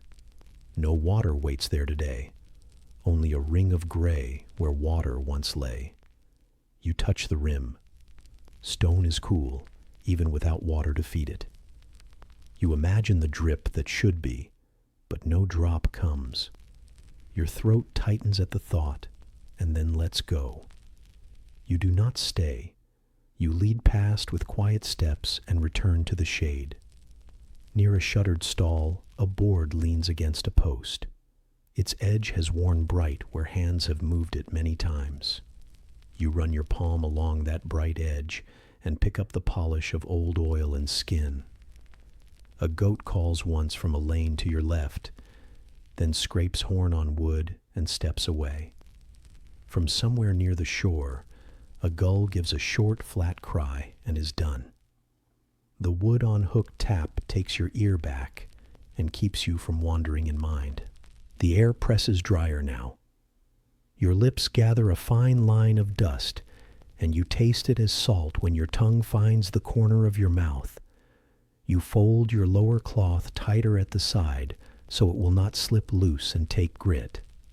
The knot sits just right. Your steps keep their soft scuff. Each doorway you pass holds a pocket of cool. You let your hand visit that cool, then return to warm. The change keeps you awake but calm. You make your list in your head to soothe your chest. Rope, lamp, bowl, sand, cloth, stone, water, wood, dust, bread. You think of the rope in your hand. You picture the lamp on its peg. You feel the bowl that held grain. You walk the sand that is ash. You breathe through cloth. You lean on stone. You save water. You pass wood. You carry dust. You remember bread.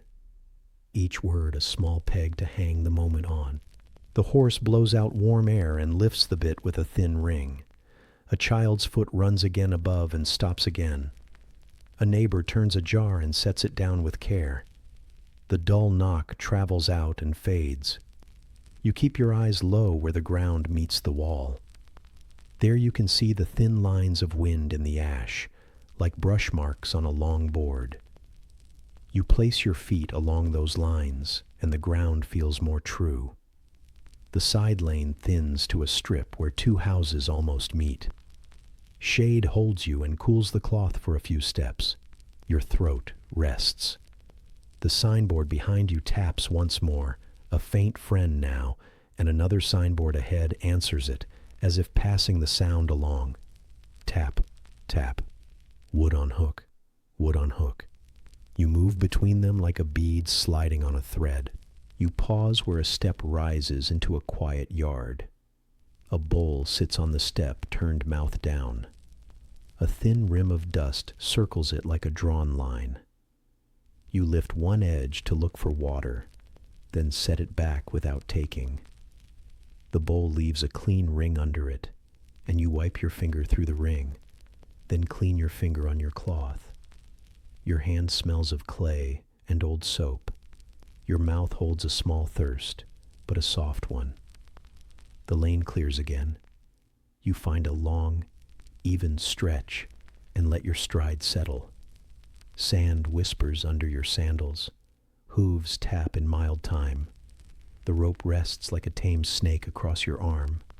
The cloth hums at your mouth and warms with your breath. The smell of warm crust has gone. The smell of dry dust remains. The sound that lives here now is wood on hook, tapping when the breeze agrees. You move in that measure. You keep to shade when shade appears.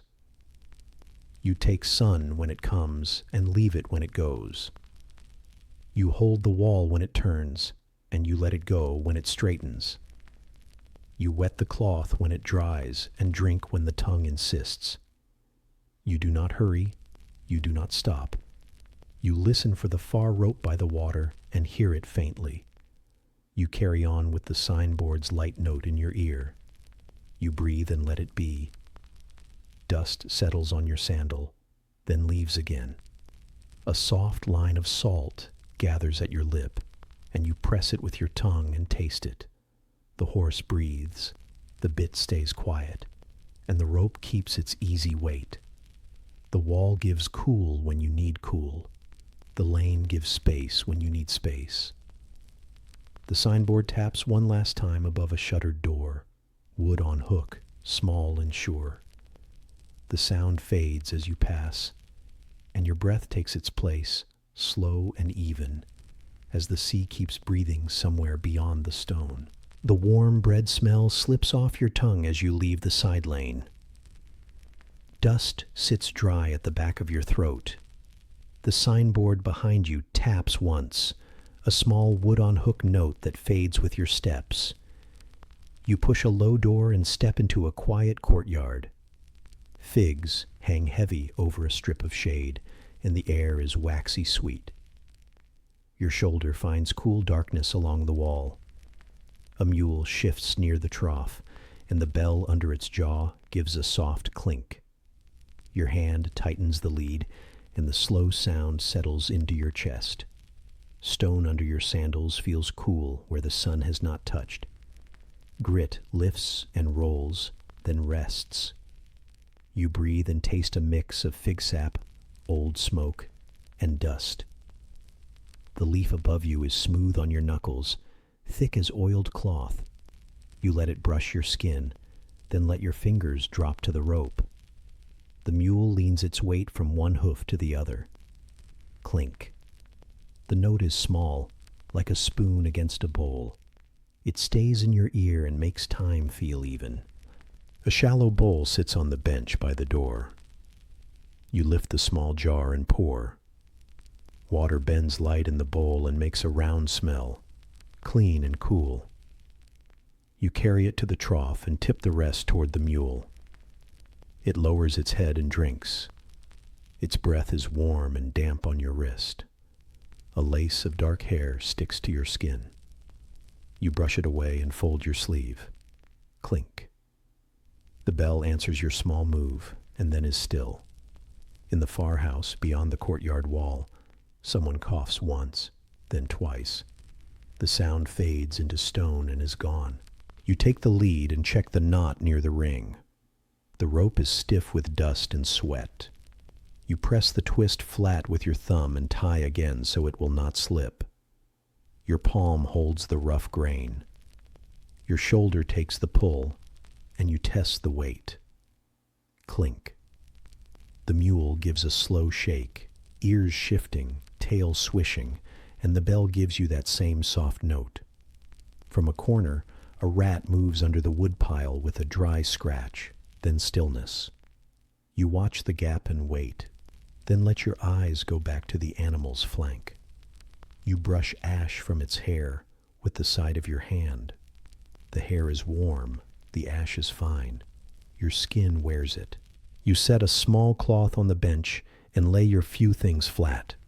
Bread under one fold, a strip of hard cheese in a second fold, a short knife with a dull handle, well worn. You wrap them tight, then tighter, and tie with a thin rope. The knot is simple and firm. Clink. The bell taps once as the mule lifts its head. Its dark eye is calm. You lean your shoulder into its neck and feel the slow push of muscle and breath. Your ear fills with the quiet rush of the animal's lungs. The sound is heavy and even, like the sea when it rests. You taste salt on your lip where sweat dries. The basin by the door shows a clear skin of water with a film of dust along the edge. You wet a corner of cloth and wipe your face. The cloth is coarse. It drags the powder off your skin and leaves a chill. You hold the damp edge over your mouth for a moment and breathe through it. The air is cooler that way. It smells of old linen and a hint of oil. Clink. The bell is near your knee now, a little voice that tells you to keep the same pace. You nod without thinking and slide the cloth back into your belt. A beam of wood crosses above you, old and dark. In the corner rests a short ladder, a basket, and a coil of spare rope. You lift the coil and feel its weight, then set it across your shoulder. The rope scratches your neck, then settles. You tie the loose end so it will not catch when you move. The sun shifts and a strip of light walks a few fingers along the wall. You watch the line for a while and do nothing else. The light carries fine dust. The dust turns like slow sand in a shallow bowl. Clink. The mule flicks an ear. The sound stays small and round. A child moves behind the door to the left. Not a voice. Just soft feet over stone and a faint scrape of wood. You do not turn. You let the hint of it move across your hearing and pass. The old woman in the next yard pours water into a jar. The lip of clay taps the rim, then silence. You know these small signs as well as tools in your hand. They say you are not alone, but that no one will ask you for more right now. Your hands stay on simple work. Lift, carry, tie, fold, settle. Clink. The bell keeps the beat. You lift the pack to the mule's back. The strap is crude and dry, and it cuts at your fingers as you pull it across. You lean your weight and draw it tight. The mule steps once and steadies. Warm hair presses into your forearm through your thin tunic. You knot the strap, then knot again. You check the edge where leather meets rope. You lift the cloth bundle of bread and push it under the strap, low and safe, where it will not slide. Your hand stays there a moment to feel the sure hold. Clink. The bell agrees, a small, clear yes. You breathe it in like a slow drink. A fig drops somewhere high in the leaves and taps the ground like a soft drum. You look up. The fruit above you is dark and full. Sap beads at a split on one, shiny and sticky. You reach, but not for the high ones. You select a low fig, firm under the skin. You twist and pull, and it comes free with a faint tear. Your teeth find it. The taste is sweet and soft, with a grain that catches against your tongue. Juice runs down your thumb. You lick it and taste sun and dust and green. Clink. The bell adds one note, as if marking the end of a small rite. You smile with one corner of your mouth. The mule understands maps better than you. You move to the trough again and tip the last of the water. Wood creaks as the trough shifts a finger on the stone. The mule drinks with slow pushes, mouth deep in the bowl, breath bubbling the surface. You wait. You watch the ripples. You feel a breeze lift the edge of your tunic and cool the damp spot on your chest. A dry leaf skids a hand's width and stops. Clink. The bell gives two small touches as the animal lifts and lowers its head, then stills. You run your hand down its cheek and feel the bone under skin, the rough hair, the slight scar near the ring. A low powder keeps falling. Almost nothing. A fine sift that turns every surface a pale gray. It softens the world and dulls the bright lines. You brush it once from your own arm and see it return. You do not try again. You pull your scarf up and set it under your chin. Fabric scratches against the stubble on your jaw. You taste cloth and salt. Your eyes water, and the tears cut clean lines through the dust at your lids. You blink, and the air blurs, and then clears. Clink. The bell reminds you to stand and breathe and not hurry. You check the lead one more time. The rope runs from your fist to the ring and back to the pack, a simple path, clear and certain. You slide your hand to the knot, press it, and test the give. It holds. You lean your shoulder against the mule to shift your stance, and your hip takes its heat. Your body learns its shape again. The wide ribs, the steady heart under bone, the coat with its mix of sweat and dust and old hay. You could find this animal in a dark room with only your hands. Clink. One soft note, close and ordinary. You rest your back against the stone bench for a moment. The stone is cool through your tunic. Your breath goes long and even. You let the smell of figs sit inside your nose. Under that is leather.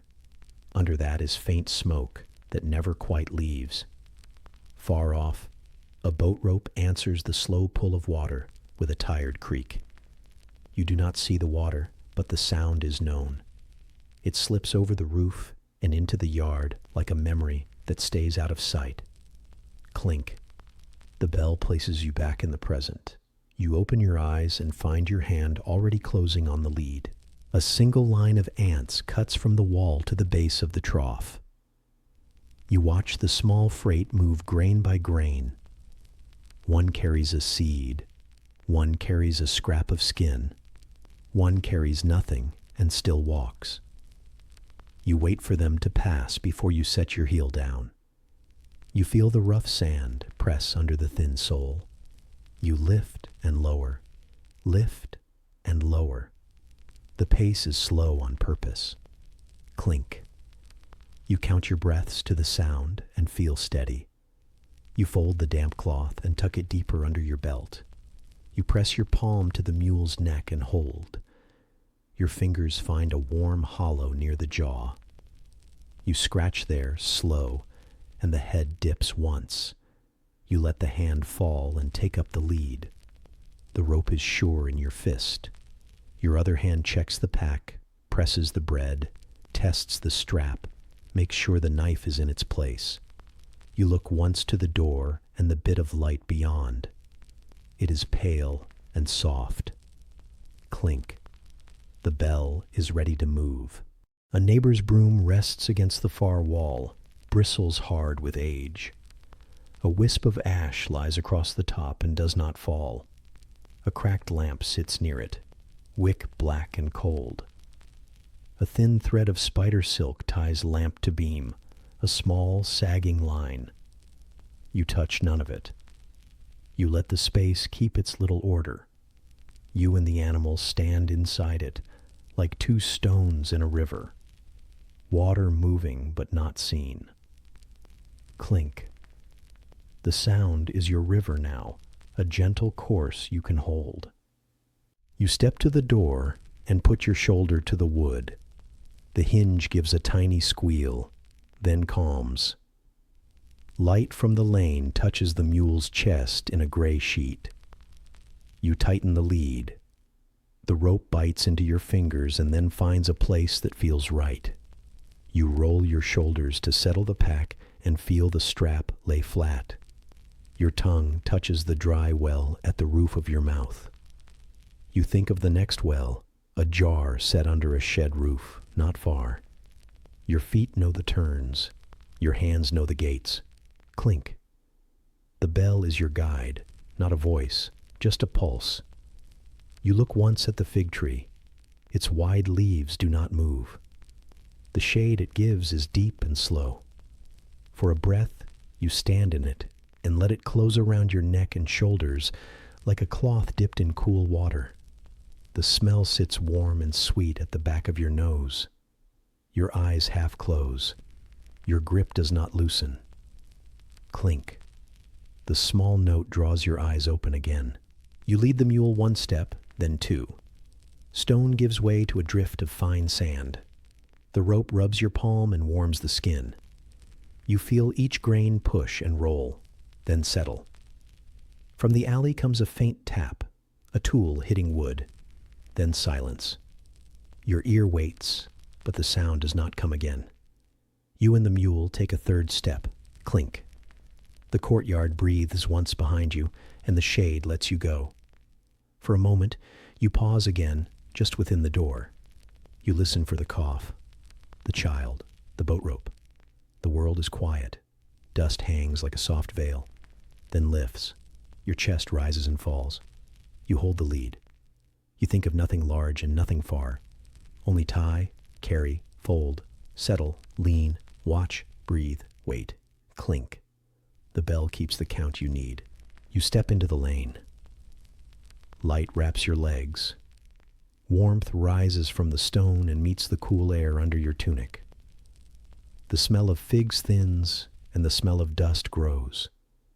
You do not look back. The courtyard keeps its bowl of shade and its quiet bench and its cold lamp. You keep the small sound under your jaw and in your ear. Clink. The mule walks with you, and the note makes a line through the day. You walk on, slow and even, until the soft clink is all that remains of the pause, and even that turns to a memory of metal on a ring, of cool shadow on skin, of sweet fruit on your tongue. Then only breath, then only the rope in your hand, then only the gentle weight at your side. Clink. The small bell from the courtyard fades as the lane opens wider, and the air thins from fig sweet to dry. You hold the rope and guide the horse toward the longer street, where the stones are warm like a sun-baked loaf. Heat rises through your thin soles and pushes up into your calves. Your lip tastes of ash and salt. You brush the corner of your mouth with the back of your hand and feel a faint grit. Far off, under the wind, a low thud repeats, a soft drum that stays behind everything else and sets the breath you take. You pause at the mouth of the lane and look left, then right. Light sits on the stone like a pale cloth, and dust turns in it in slow loops. You watch how the horse plants each hoof and checks the next square of ground. A cartwheel has left a shallow rut across the path, and sand has gathered in the groove like a thin river. You lead the horse over it and feel the pull in your shoulder. The rope warms your palm, the twists pressing grooves into your skin, and the soft drum goes on. Thud, wind, thud. You move steady, not fast, past a low wall where a lamp once hung.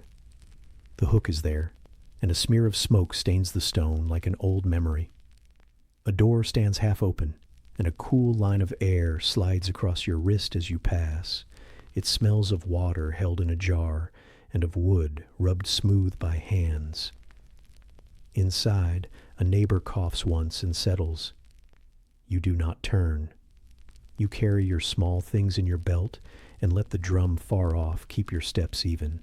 You shift the bundle at your side so the bread sits high and safe under the strap. The cloth is coarse and leaves a mark where it rubs your hip. You press your fingers there and hold the weight a moment, then let it settle again. A taste of stale crust rises simple and good in your mouth. The horse snorts and shakes dust from its nose. The warm breath grazes your forearm. Thud. The sound is still there, low as a hand on a door, then quiet, then there again. Heat builds on the street, stone feeding it back to you from below. A little wind runs along the walls and brings a thin scent of smoke and old fish and wet rope from the harbor road. It tastes like metal on the tongue. You pass a block with a trough gone dry, its wood raised in blisters from many seasons of water.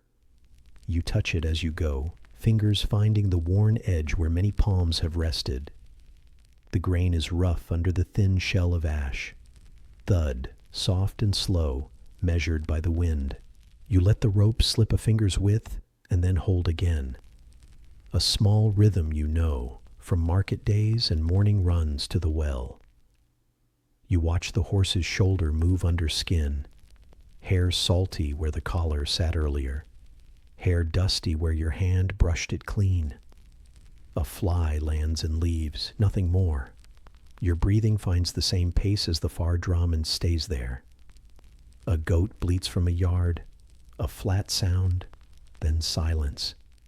You keep on. A rat crosses the lip of a step ahead and vanishes under a door, leaving only a small scrape of claw and a thread of dust. You step wide and feel the edge of a paving stone tilt under your heel and then fall back into place. Your hand tightens on the rope, then loosens when the horse adjusts. On your left, a window holds a bowl with water half turned to gray. A film trembles when wind touches it. On your right, a stack of wood leans uneven against a wall, each piece cut to a forearm's length, each end pale where the blade met it. Thud, patient and low. You lift your chin to breathe where the air is cleaner. Ash sits along the rim of your nostril and tastes like a cold lamp wick. You wipe it away with the side of your thumb. The horse's coat is warm under your fingers, warmth pressed into your skin and kept there. A reminder to drink later when you find a jar. You think of the well near the gate where the handle sticks at the start and then turns. The thought tastes like plain water and cool clay. Thud, wind, thud. At a corner, You stop to let a cart pass that you cannot see but can feel in the faint shake of stone. The iron ring of a wheel touches a rock, then goes on, then fades. You lean a shoulder against a post while you wait. The wood holds the heat of noon, and a pitch bead has gathered and set, smooth as glass under your fingertip. In a shadowed doorway, someone mutters a few small sounds, and then goes quiet, like a sibling turning on a straw mat and finding sleep again. The drum keeps slow time far off, never loud, never gone. You move again and count 10 breaths, then 20. Each breath brings the smell of dust and warm cloth and a trace of bread from your bundle. The bread is yesterday's, but still holds its shape. You picture the crust, the tight fold, the knife that will meet it later, and your mouth waters in a small way. You take the feeling and save it. A thin thread of spit lifts a grain of ash from your lip, and you swallow. Thud. The street widens. Sun touches both walls. You watch heat shimmer low over the stones, a faint wave that bends the view for a heartbeat. Your eyes smart. You blink and feel a clean line cut through the grime at the edge of your lids. The horse blows through its nose, wet and short, and the tail brushes your hand with a soft slap. You guide it to the shaded side and rest your palm on its neck to steady the turn. Its skin is salt and dust and animal, and it means safety in a way you do not need to name. Thud, under the wind, like a steady hand on a drum skin. You pass a shop front with a shelf still set out. Small cups and a broken lamp laid on a cloth. The cloth is gray now, but once was red. It lifts a corner in the wind and drops again. A small wave. Behind the counter, a stool sits with its legs splayed a little from years of weight. You imagine the weight and your knees ache in answer. You do not look long. You count your steps to keep the moving simple. 1, 2, 3, 4. Hold, carry, settle, wait. Thud. A doorway holds the cool smell of wet mortar and simple stone. A wall farther on shows a patch where new plaster was spread not long ago. Your fingers itch to press it and feel the soft dry. You do not touch. Your hand keeps the rope. Your other hand folds against your belly and holds the edge of the bundle so it will not swing. Wind reaches again and brings a hint of sea and tar, and the flat, sour trace of fish. The harbor road is still distant, but its breath has long arms. Thud, soft and sure. You slow for a cluster of 3 stepping stones where the street dips. Water once ran here. It does not today, but the damp stays deep in the cracks. You watch the horse test each flat top, set the hoof, then push to the next. You feel the rope lift and lower with the animal's weight. Your toes splay a little for balance inside the sandal, and the leather strap rubs the skin between them. You accept the rub as a fact, like dust, like heat, like the drum under the wind. On a wall to your right, a small nail holds a withered strand of herbs, a thin wish someone forgot to bring inside. The scent is faded, but carries a bitter ghost you still know. You pass and let it go. A shutter bangs once and then steadies. You do not see the hand that eased it, but you feel the quiet after. Your chest loosens, and you breathe deeper. And the drum answers with a pulse that stays low and even. You guide the horse around a scatter of broken tile. The edges flash pale where a corner is fresh. Your feet make a soft rasp on grit, and your heel finds a steady place. You lean forward a little, the way you do when you want the animal to keep a straight line. The weight of your bundle shifts. You hold it and tie the loose thong tighter with one long pull. The knot bites and then settles. Thud, wind, thud. When a gust moves along the street, ash lifts and scratches your cheek like a soft brush. You shut your mouth and breathe through your nose. The air tastes of old smoke and warm stone, and the faint sweetness of a fruit stall somewhere behind you. You bite the inside of your lip to call up saliva and wash the taste away. It helps for a moment. The horse's ear flicks toward the wind, then toward you. You pat the neck, and the skin twitches under your palm. Thud. A narrow alley opens on your left, cooler than the main way. A pot with a crack sits on a step, and a thread of water leaks down the side, darkening the stone below. You step close and touch the damp place with one finger. The cold soaks your skin and leaves a clean line. You press that finger against your tongue. It tastes of clay and iron and peace. A voice low and tired hums somewhere deep in the house. It may be prayer or only breath. The drum keeps its line without asking anything from you. You think of the gate now, how its stones rise and hold the sky in a square. You think of the worn groove where 1,000 hands have touched the same place. Your palm aches to rest there. Your shoulder wants the cool shade under that arch. You do not hurry. You carry your tired like a folded cloth you keep in your belt and take out only when you must. The horse snorts again, hot and sure, and the rope hums as the fibers rub. Thud, soft as the inside of a hand. Far ahead, the street bends and climbs a little. Heat builds on the bend and pours down to meet you. You roll your tongue along your teeth and find a film of ash at the gum, fine as flour. You spit without sound and feel lighter. A dog prints a line across the far end of the view and is gone. You hear its nails tick once on stone, then nothing. You carry on. Thud. You pass an arch where a faded mark shows a place to tie an animal. The ring is smooth from many ropes. You slip the rope through your fist and imagine the feel of a quick release if you had to. You do not need to release anything. You need to go forward. Your feet agree in their quiet way. Your knees do not argue. The wind drags a loose strand of your hair across your mouth, and you taste sweat, thud, under it all, like a steady beat laid deep into the day. Your shadow stands tall now and stretches thin. You study how the horse's shadow takes the shape of armor where a pack sits, then relax. It is only cloth and rope.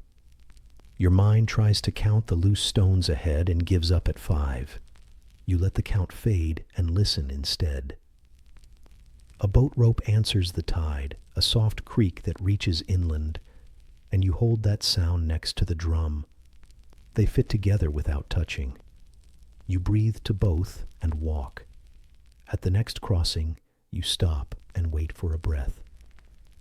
You lift the bundle, you set it down. You brush dust from your sleeve and watch the line it leaves like chalk. You loosen the strap a finger and retie. Your hands do not rush. They move the way you taught them when you were smaller and afraid to drop the bucket. You are not smaller now, and the bucket is not here. The wind is here. The rope is here. The horse is here. Thud. You go on until the street learns your weight and stops trying to throw you. Each step is known. Each sound has a place. The air smells like stone warmed too long, and water kept in clay and bread kept for later. You touch the horse's neck with the back of your fingers and keep your hand there, just enough to share heat. The gate is not far now. You feel it without seeing it. The drum carries you toward it, soft and sure, under the wind, under your breath, under the fine sift of ash that settles and settles and settles. You keep walking, slow and even, the rope in your hand, the stone under your feet, the taste of dust at the edge of your mouth, and the far thud, low as a sleeping heart, repeating under the wind until it is the only thing left to measure the day. The low drum that lived under the wind follows you to the arch, then thins as stone curves above. You guide the horse, hand firm on the rope, and feel shade cool your face while the rest of you stays warm. The bricks hold old heat. The joints keep a hint of damp, like water stored in clay. Air opens across your chest like a calm breath. Ash dries at the corner of your mouth, and you taste salt and smoke mixed with the sour of dust. Ahead, the road shows long and pale. Pebbles rattle under the hooves in a small stone roll that starts to carry you forward. You slow for a moment under the curve, not to stop, only to let your eyes settle. A groove in the wall has been touched by so many hands that it feels like smooth wood. You place your palm there and feel the cool sink into your skin. The rope rests against your hip, rough with sweat and grit, then lifts as the horse shifts. Pebbles slide and click in a tidy chain, one answering another, then quiet again. You breathe through your nose and hold the taste of clay and old mortar and faint oil from a lamp that once burned here when morning was dark. Beyond the arch, wind spreads wider over your cheeks and runs along your sleeves. Dry grass on the edges sends up a green-brown smell that is clean in its own way. The road rises a little, and the stones lie in careful rows with sand packed between. Far behind a wall, a neighbor gives a tired cough, and then nothing more. At a fence corner, a goat noses a cracked bucket and nudges it twice, wood on stone. Then stillness. You keep the rope steady, and the stone roll under the hooves keeps time you can trust. The bundle at your side bumps once, and you press it flat so bread stays tight under the cloth.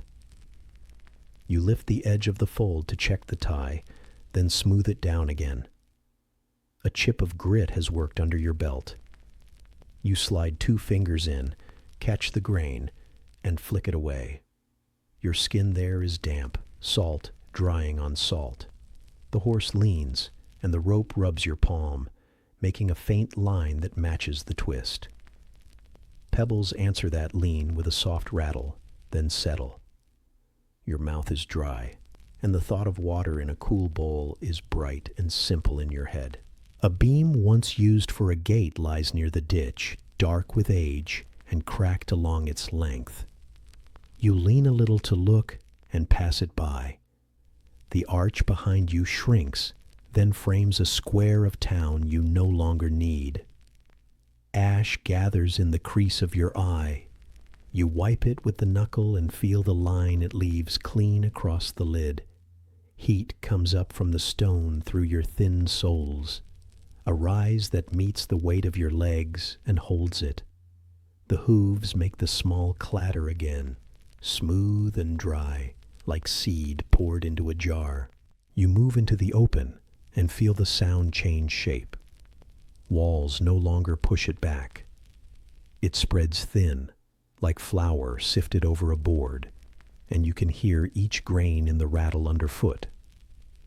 The horse angles toward the shadow of a low wall where grass grows in a seam, and you guide it gently away, keeping the even line you want. The rope crosses your wrist, and the roughness there marks you as if you had worn a narrow bracelet of sand. You let your shoulders fall and breathe slow. The air tastes of clay and dry stem and a faint metal trace from far-off tools. At the field edge, a stand of weeds holds pale seed heads that shake and make a dry whisper you can barely hear. A lizard crosses the warm face of a stone and disappears into a crack with a scrape like the edge of a fired cup on a table. Your tongue finds a new film of ash at the gum, fine as ground flour. You press your lip and think of a jar, a well, a ladle. Simple shapes in clay and wood and water. The hooves send another run of pebbles against each other, and the road answers with a small, bright music. Behind you, where town still presses on itself, a cart groans, and then fades as it turns another way. You do not look back. A distant voice hums two plain notes and stops. It could be a worker setting a pace, or only a sound made to hold courage. Closer to you, a bird dives and lifts from the ditch, wing feathers giving a single soft brush you feel more than hear. You keep your hand where it is, firm on the rope, and the animal keeps even ground. The stone roll continues, gentle, sure, regular without being strict. Your scarf rides high across your nose now, cloth rough against skin, and the smell is linen mixed with smoke from old nights. You tuck the tail in so it will not flap. The horse's ear turns to the side and then forward again, catching a change in wind that brings the harbor in a thin line. Tar, rope, and wet wood, very faint. Under that is grass, warm and simple, and under that the quiet dust that never stops its slow fall. The pebbles rattle again, and you feel the note of it along your forearm like a calm thread through muscle. A flat marker stone stands half lost in weeds, its top smooth from weather and the touch of many hands. You press your fingers to it as you pass and borrow a moment of cool. Your chest eases in the open air. Your back, damp under the tunic, drinks the light breeze that slips under the cloth and takes a little heat away. The strap across your shoulder creaks where leather meets rope. A dry sound that stirs and then goes. The horse lowers its head and lifts it, and the stones answer with their small rolling talk, never hurried, never loud. The field to the right shows stubble where grain once stood straight. Dry stems scratch at each other when wind brushes them, and the smell is close to straw, clean and faintly sweet. To the left, a ditch line holds a trickle caught in shade, and midges hover above it in a slow cloud that seems to hang by its own will. You taste the air and find clay more than ash now, and a trace of bitter from a wild plant crushed somewhere underfoot. The rattle of pebbles comes softer where sand fills the gaps, then grows a little where stone is bare again. You think of your hands not as parts, but as tools that hold and guide. They know rope and hair and wood. They know how to set a knot that will not slide, and how to loosen it when time asks you. They know the shape of bread through cloth, and the edge of a cheap knife handle, worn smooth by use. They also know when not to move. Now they save themselves for the road. The horse breathes warm against your sleeve, and you feel the rise and fall there, steady. A good weight to match your own. The stones roll and click, then stay quiet for a few paces, as if the road needs a rest too. Far ahead, the sky is a pale lid that sits close to the earth. Ash makes it low, but light still finds you. A smear of gray moves across the sun and then thins. You count only what you can feel: rope on skin, cloth on shoulder, grit under tongue, warmth in bone. A fence post leans, tied to its neighbor by a split strip of wood, the join old and patient. Somewhere behind a hedge, a child mutters and then sleeps again. Or it is a trick of wind in leaves that your ear turns into a voice. Either way, it stays at the edge and does not ask you for anything.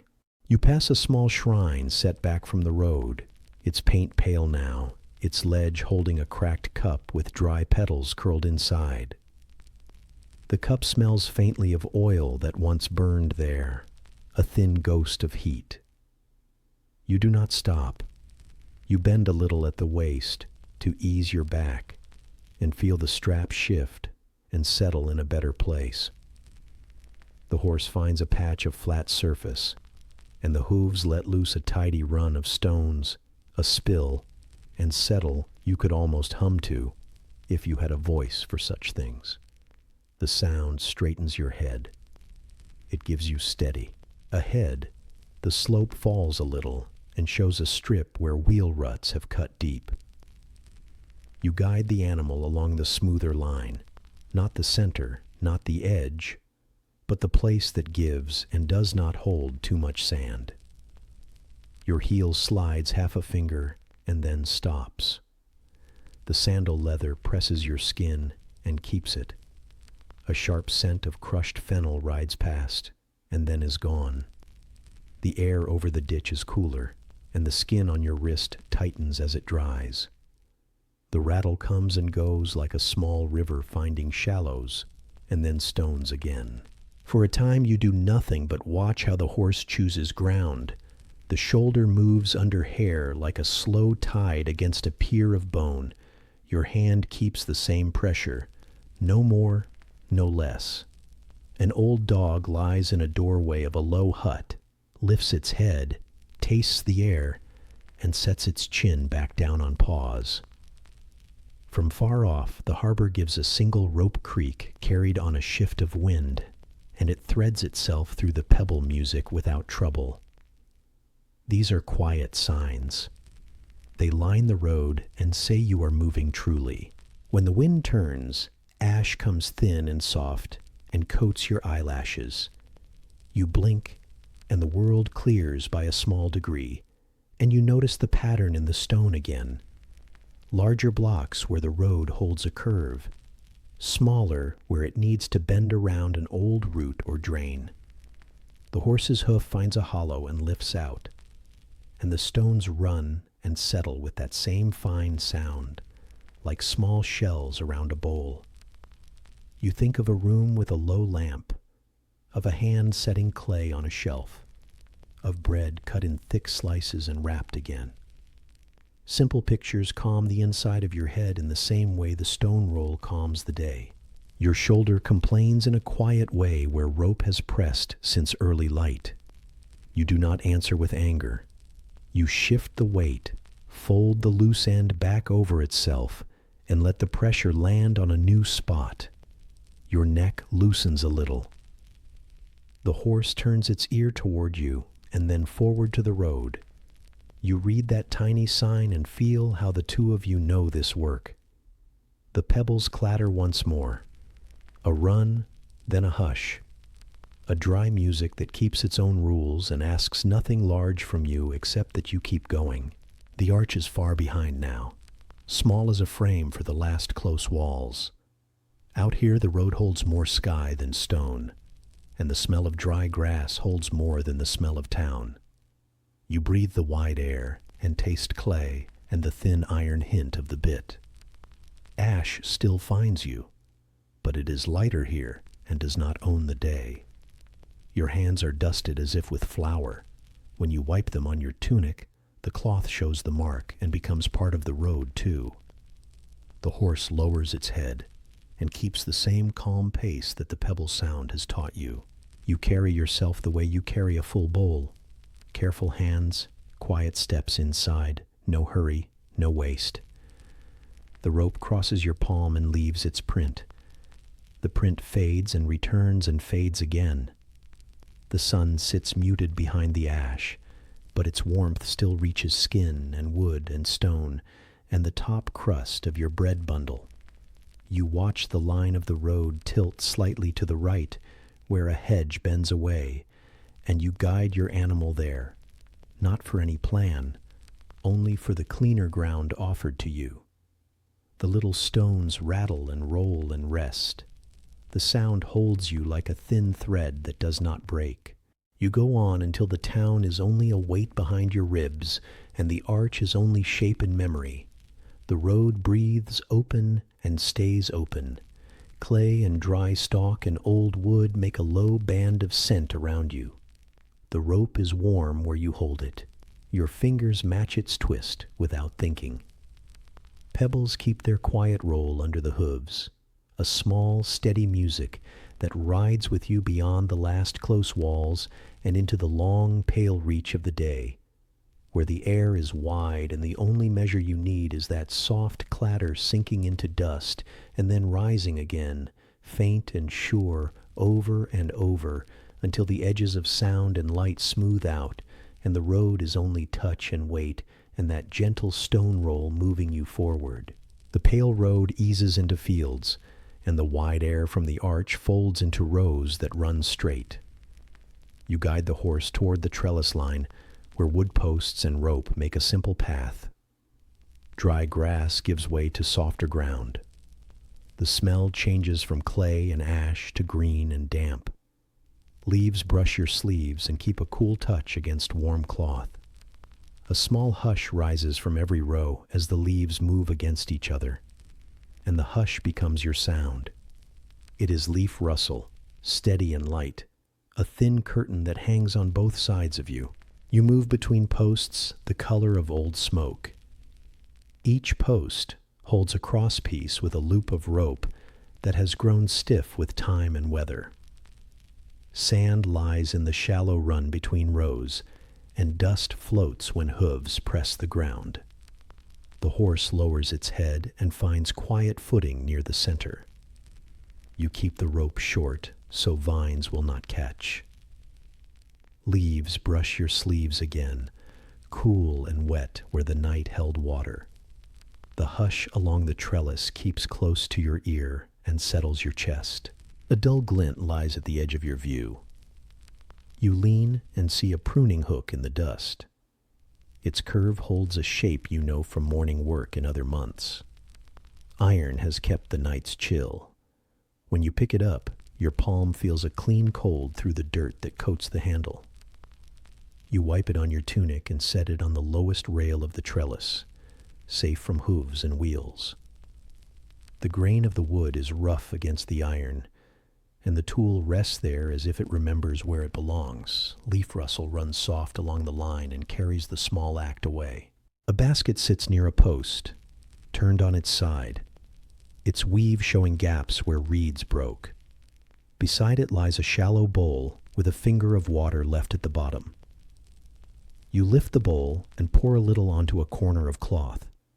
The drops hold together, clear and bright, then sink into the weave. You wipe your face. The cloth smells of old linen and faint oil. When you bring the bowl to your mouth, the water tastes of clay and dust and a hint of green from the vines. You take only a sip and set the bowl under the rail, out of the sun. The leaves answer with their hush. You shift the bundle at your hip so the bread sits high and does not press your leg. The cloth around it is gray now, but keeps its tie well. You tighten the knot and test it with a slow pull. The smell of bread rises through the cloth, simple and warm, and makes your tongue move against dry teeth. You think about saving it for later when shade is thin. The horse lifts an ear toward a distant sound, then lets it fall. You rest your hand on its neck for a moment. Hair is warm, skin is steady.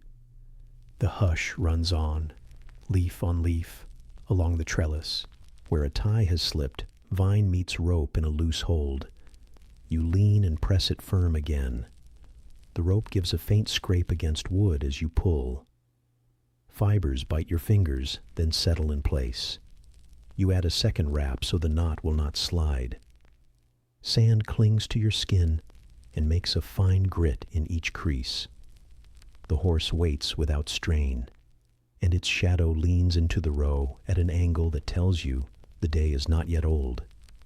You brush dust from your forearm and watch it rise and vanish in the green light. Leaf rustle continues, soft and even, like fabric drawn across a table. From beyond the vines comes a short cough and then quiet. The sound small enough to belong to someone taking a rest near a wall.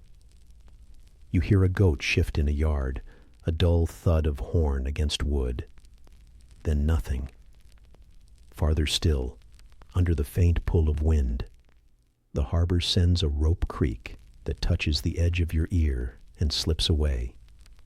These stay at the border of your mind and do not call you. What calls you is here. The rows, the rope, the posts, the leaves sliding against sleeves, the horse finding ground one careful line at a time, and the hush that follows the trellis in both directions. Ash rests lightly across the top leaves and makes a pale skin that rubs off onto your sleeve when you pass. You brush the mark with the back of your hand and see the cloth darken with damp from the leaves. Your fingers taste salt when you touch your lip. Dust has gathered there again. The air between rows is cooler than the open road, and your back feels the difference through the thin tunic where sweat dried and then learned shade. You breathe slow, not to mark time, but because the air here lets you. The hush of leaf rustle stays close and quiet. Clusters hang low where the ties were set well. You let your fingers rest against the cool skins and then lift them away. A few berries have split and show clear juice along the stem. The smell is sour, sweet, and faint, like a promise kept for later months. You do not take any. Your work today is rope and cloth and ground. A small lizard runs along a post and vanishes into a crack, its dry slide almost nothing to the ear. The horse shifts weight. The soft grind of small stones answers from the path. Leaf rustle steadies you more than any measure could. A lamp without oil hangs from a nail on one of the posts. The black wick bends toward the ground, hard and thin as a hair. You touch the metal hook. It is warm from the sun and leaves a line of heat on your fingertip. Someone worked here in gray hours when a flame was needed. Someone who set bowl and basket and tool in simple order. Someone who meant to come back. You pull your scarf higher to keep ash from your mouth and tie the tail so it will hold. The hush along the trellis runs on, not fast, not slow, just there. You come to a place where wind has pushed sand into a shallow drift. The horse noses the edge and then finds a firm middle. You guide the rope through your hand so it does not burn your skin. The strap at your shoulder rubs one place raw. You move the weight and fold the cloth so it pads the spot. Cold from the vines slips down your sleeve and into that sore, and it helps. A small frog holds still in a damp patch at the ditch and lets you pass. Leaf rustle covers the tiny splash it makes when it eases deeper into shade. The pruning hook you set aside catches a line of sun and sends it back in a dull lick of light. You check that it still rests safe on the rail. You add one more cross tie of vine over rope to keep the growth from sagging. The knot is a quick twist and a pull. Your hands know the move without thought. You think of hands the way you think of tools. Wood, worn smooth, iron clean and firm, rope coarse and good. They work if you keep them simple and do not ask too much at once. The hush of leaves keeps them sure. A scrap of cloth hangs from a post nearby. It is torn from a worker's sleeve and is caught on a splinter. You free it and tie it back around the post to stop the splinter from catching again. The cloth is thin and smells of sweat and wine and grass. You press your thumb into the knot, then let it be. The horse nudges your shoulder, and you ease it away from a tangle that reaches across the row. You stroke the neck where hair lies flat from the collar. Warmth runs under your palm in a calm line. Leaf rustle turns the air into a low curtain and keeps out the harsh world beyond the rows. At a break in the vines, you can see the road you left, pale and open, and a line of low stone that marks a field. Heat wavers above it, but here the shade is kind. A child's hum carries for a moment from a house behind a hedge, and then ends, like a thought that forgot itself. A bird pecks at a fallen berry, then lifts away, leaving a dark stain on dust that dries to a sticky crust. You test your bundle again and feel the bread still firm inside. The smell steadies you more than hunger. The leaves answer each other in their small way. You reach a clay jar set in a cool dugout where workers keep water. The lid is wood, cut from a thin round, and a rope loop makes a handle. You lift it and see water holding light without a ripple. You dip the bowl, drink, and set the bowl back. The taste is clay and river and shade. You wet the cloth again and rub a line of grit from the horse's cheek. It bends its head and holds still, as if to say the same work happens in every season. You have no quarrel with that. The hush along the trellis agrees. A fence of rough wood borders the far side, and beyond it lies a small orchard, quiet and gray-green under ash. You keep to the vines. A rat moves under the base of a post and makes a path in the powder, a neat track that fades when the next leaf drops. Your heel presses a grape skin into the ground by accident. The scent that comes up is sharp and clean and gone in a blink. You sweep the spot with your foot to keep flies from gathering. The horse flicks its tail, and the leaves catch the movement and fold the sound into their own. Where the rows turn, you find a coil of spare rope tucked under a rail. You shake dust from it and hang it higher, looped over a peg. Rope should not lie on damp ground. You know that and act on it without words in your head. The coil leaves a circle of clean wood where it sat. The mark looks like a thin moon pressed into the rail. You run your thumb along the circle once. The hush travels past you, leaf to leaf, and you can feel it move like a mild stream. The day stretches. Ash lifts and falls. The horse keeps even land, and your hand keeps the line. You pass posts that lean and posts that still stand true. You pass ties you could fix and choose not to, because they will hold a little longer, and you need your strength for the rows ahead. The smell here is a small stack of simple things: green leaf, wet rope, clean clay, a hint of wine pressed long ago. Dust stays at the back of your tongue, but water sits easy in your belly. Leaf rustle is the page you read without letters. At last, the lines begin to open, and you can see the edge of the vineyard, where a low wall meets the field. The arch you left is only a thought behind you. The road ahead shows itself again in a pale band. You run your palm one more time along a post, and the wood gives a faint splinter that does not break skin. You leave the pruning hook where a worker will see it. You check the rope on your animal and the knot on your bundle. Everything sits as it should. The hush slows where vines thin, then follows you a few more paces, leaf on leaf, soft and sure.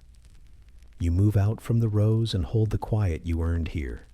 Your sleeves are dark with damp from leaves, your hands white with dust from posts and rope. The smell of green fades, and the smell of dry grass returns. The horse lifts its head and waits for your lead. You look once more down the lines, where every trellis still holds its own low voice. Leaf rustle trails you to the margin, a hush that runs along the wood and rope, fades at the last post, and lingers on your sleeves like cool, damp cloth. The vine hush follows you out to a boundary, where a low wall runs thin along the road. Leaves no longer touch your sleeves, but their cool damp stays in the cloth. You guide the horse to a patch of hard ground and let the rope fall slack through your hand. The wall's top is worn smooth in places and rough in others, where stone broke and left grit like salt.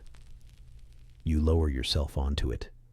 The rough presses through the tunic and into your legs, a plain reminder of weight and work. Dust lifts once, turns in the light, and sinks. The horse drops its head to the strip of dry grass near the ditch and pulls at it without hurry. Leather rubs somewhere under the pack with a quiet scrape of wood on hide. Then stillness. Far off, a neighbor coughs behind a hedge and closes a door with care. Over all of it, ash rides a slow wind and gives the air a flat taste, like the first lick of a cold lamp wick. You draw the bundle from your belt, check the bread by touch alone, and set it beside you on the wall so the crust can hold its shape. You lift the water skin. The leather is warm from your side, and sand has dusted its seam white.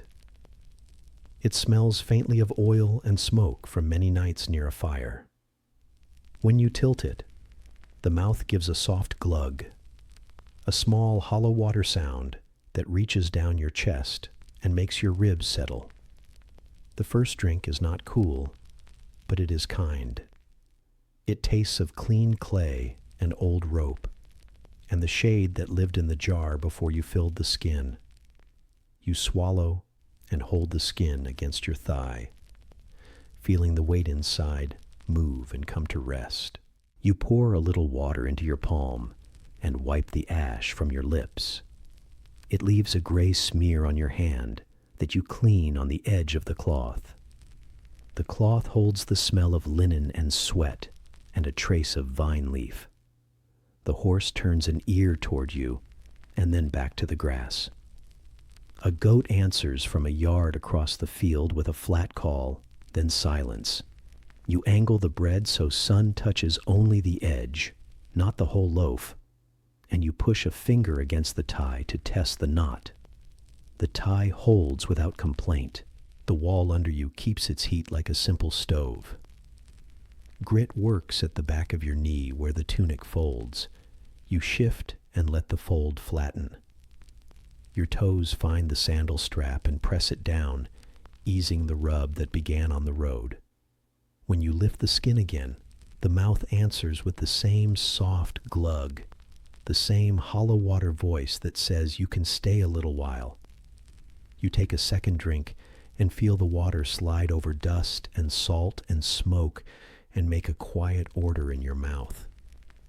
The taste is plain and good, like bread without oil. Behind the wall, grape leaves show a dull shine under the ash, and a thin thread of wind moves them just enough to whisper. From the harbor line, a boat rope gives a single creak and then waits. You hold the rope to your animal and stroke the neck where hair is short. The skin there is warm and smooth and carries the clean scent of grass and sweat like iron. You lean your shoulder against the stone and let your back meet its steady face.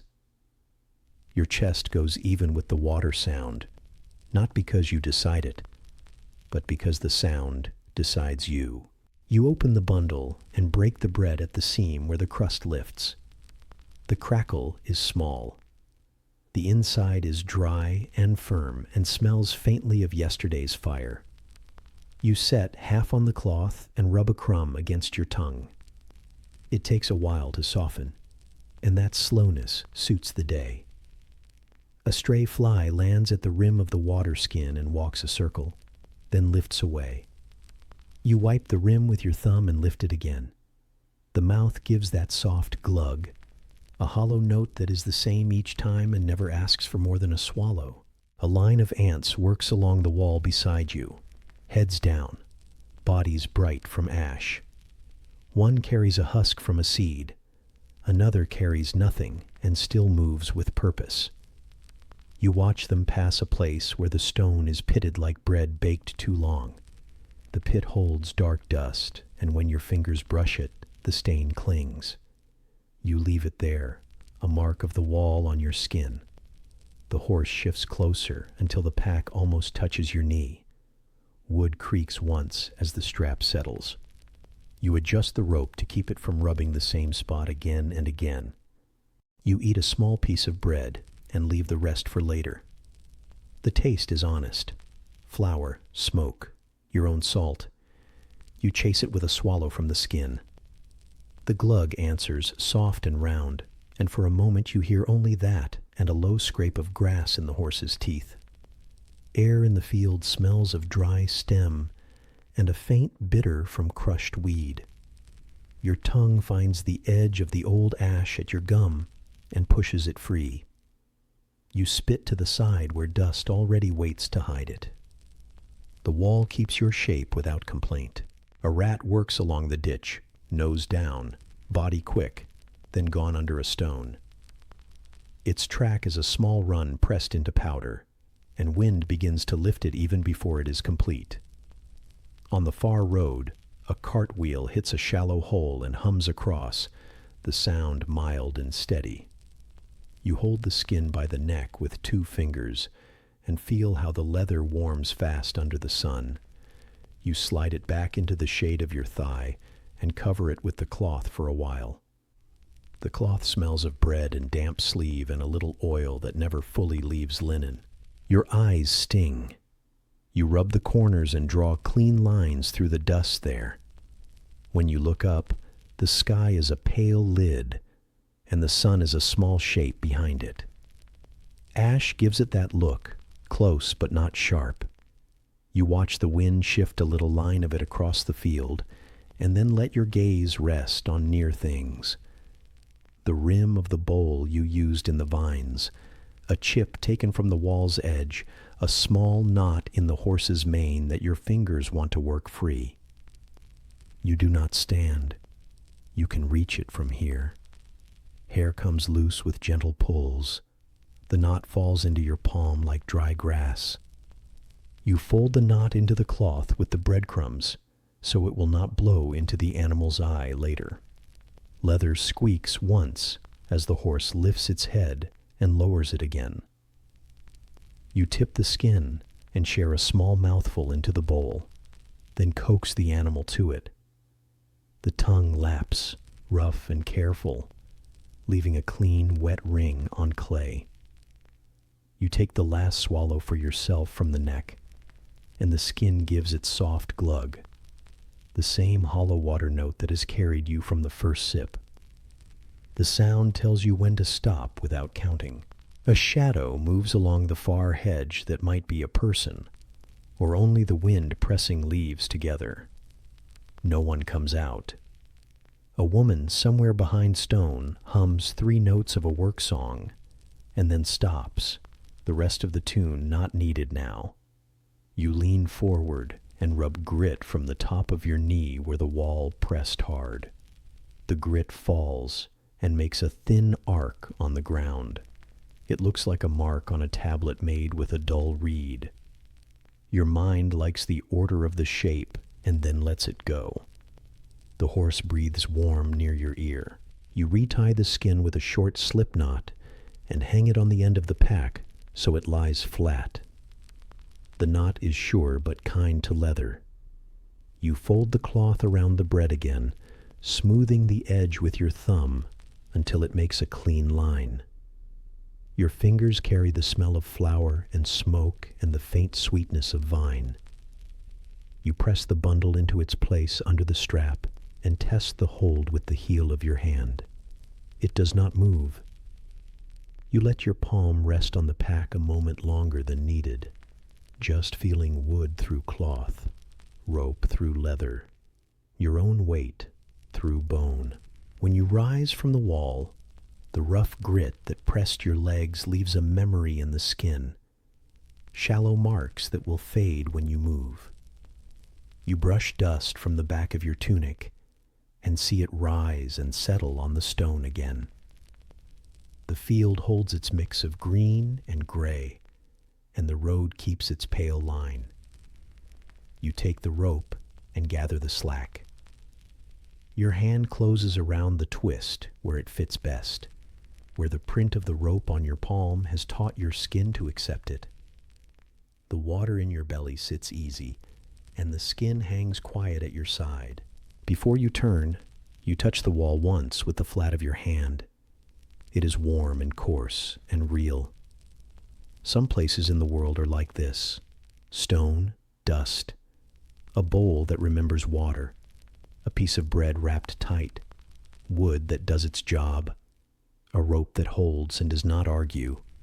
A slow wind brings the harbor again, tar and wet wood and the faint iron of tools, but it stays far. Here, close to you, the only sound that matters is small. Leather that sighs, grass that scrapes, and the memory of that soft glug that steadied your chest and set your day back into an easy line.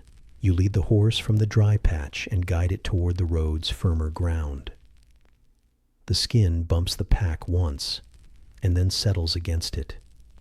Quiet. You glance at the place on the wall where you sat. The mark of your coat is already a pale shape on the stone. A breeze lifts and cools the damp stripe behind your neck where the knot of your scarf sat. You tuck the ends in and test the knot without looking. It holds. The day opens again the way it did on the far side of the arch, wide and patient, with simple work laid out in front of you. As you move on, the low wall trails beside you for a few paces, and then falls back. The horse finds the line you prefer without being told. Your palm keeps the rope. The skin swings a little and stays close. Water sits inside it like a promise you can keep. The hollow sound of it, now only a hint against leather, folds into the quiet of field and road. It becomes part of the soft world around you. Stone under, cloth on, dust in the air, and the memory of its glug rides at the edge of your hearing, faint and even, until it is only a calm weight under your hand and a kind taste left on your tongue. The low wall falls behind you, and the taste of warm water stays on your tongue as you guide the animal back toward the pale band of road. The field thins to dry grass, gray-green under a sift of ash, and the two thin ruts show themselves again, cut long ago and used by many carts. Your palm closes on the rope where the twist fits your hand best. Far ahead, a cart rolls slow along its own line, and the wheel hum reaches you in a gentle thread. It is even and calm, a low sound that does not press, only marks the way. The track holds a skin of dust that lifts and settles with each move. Your sandal finds the hard middle between ruts, and the grass at the edge brushes your ankles, cool at first, then dry. The animal lowers its head and follows your lead as if the track itself were a guide. Heat rises from stone hidden under thin soil. The warmth presses up through leather and into bone. The wheel hum stays soft, a steady run that comes and goes with the wind, like breath held in a jar and poured out slowly, though you do not count it and you do not need to. You shift the bundle at your belt so the bread sits tight under cloth. The knot you set earlier still holds. The smooth line under your thumb tells you so. A little grit has worked under the thong, and you pull it free with 2 fingers, a grain that looks like ground salt on your skin. The horse flicks an ear and gives a quiet snort that smells of grass and warm metal. The far hum of the wheel sifts through the air again and settles into your chest the way a simple tune does when a job lasts the whole day. The ruts pull your eye forward. On their edges, broken stalks lie pale as dry reed and crack under hoof without fuss. A ditch shadows the left side of the way, and a trickle shines where it finds a shallow bowl of clay. You dip a finger and touch the wet. It is cool and carries the taste of iron and leaf. You rub it over the dust at the corner of your mouth and feel the grain change to a paste that you wipe on your sleeve. The wheel hum goes on, low and even, a friendly sound that gives the road a gentle spine. At a bend, a small shrine sits back from the track. A lamp cup is there with no oil, black wick bent like a hair. A thin thread of linen ties a sprig of herb to a peg. The scent is old, but still clean. You do not slow for long. Your hand stays on the rope, the twist warming your palm, the fibers known to you like a simple prayer without words. grass strokes your legs again, this time leaving a dry itch you ignore. The far cart's wheel hums, swells and thins, swells and thins. Never sharp, never gone. A wisp of wind moves across the field and brings the harbor in a faint mix. Tar, wet wood, rope rubbed on bollard. Under it lies dust and dry grass and the clay of the track itself. Ahead, the rut's shallow where sand has drifted in. The animal feels the change and leans, and you guide it to the firmer line. Leather at the pack gives a soft, dry rasp and is quiet again. The wheel hum meets that small sound and folds into it, like two lines of the same tune played far apart. You pause at a post that marks a crossing and rest your hand on its sun-hot top. The wood gives a smell like dry bread crust warmed again. A nail head there is smooth from many palms. You press it with your thumb and feel the old heat stored in iron. From beyond the hedge, a child mutters a few small notes and then falls silent. From a yard, a goat knocks horn on wood once and then settles. You move on with your rope and your bundle and your plain work, and the wheel hum stays with you, a low river you walk beside. In the dust at the edge of the rut, you see a track where a rat ran for a short stretch and then vanished under a stone. Its path is light and neat, pressed into the powder like a line drawn with a dull stylus. Ash sifts down and begins to soften it even now. You brush a bit of grit off the animal's shoulder. Hair there is warm and a little salty. Your fingers come away gray, and you wipe them on the cloth over the bread. The calm wheel sound reaches you again, a gentle circle turning inside the day. A cart shows itself at last, far ahead, small as your thumb. Its cover is rough cloth stretched over a few bent ribs of wood. The driver is only a shape, more coat than man at this distance, and the animal in front of that cart moves like any other creature that knows roads. The important thing is the hum, the round note spun by iron and wood where wheel meets ground. It holds steady. It allows you to keep the same pace without thinking, to place your foot where the track offers the best hold, to let the rope lie comfortably and not pull. You reach a patch where stones sit proud of the soil. Sand slides around them and makes loose edges that want to roll. You coax your animal to the inside of the right rut where the surface is firm. The pack creaks once. The strap answers with a small shift, and all is quiet again. You breathe through cloth and ash and the clean memory of the water skin. The air tastes of clay and a bitter hint from crushed weed. The wheel hum goes on, as if the earth itself were telling a soft story with no hurry in it. A bowl-shaped hollow at the side of the track holds a little still water left by an earlier rain. On its rim sits a grain sack tied off with a thin rope. Someone dropped it and will come back or will not. You do not touch it. You only pass, keeping your line, and let the eye hold to the ruts the way hands hold to rope. A blackbird hops close, pecks at a seed, and lifts away. Feathers brush the air with a quick whisper. The cart's wheel hum folds into that simple sound, and then opens again when the bird is gone. You adjust the cloth around your neck where it has rubbed you raw. The knot you set at your shoulder has slid.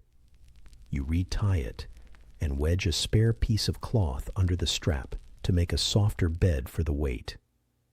Your hands know this small mercy. Your back takes it and gives a little.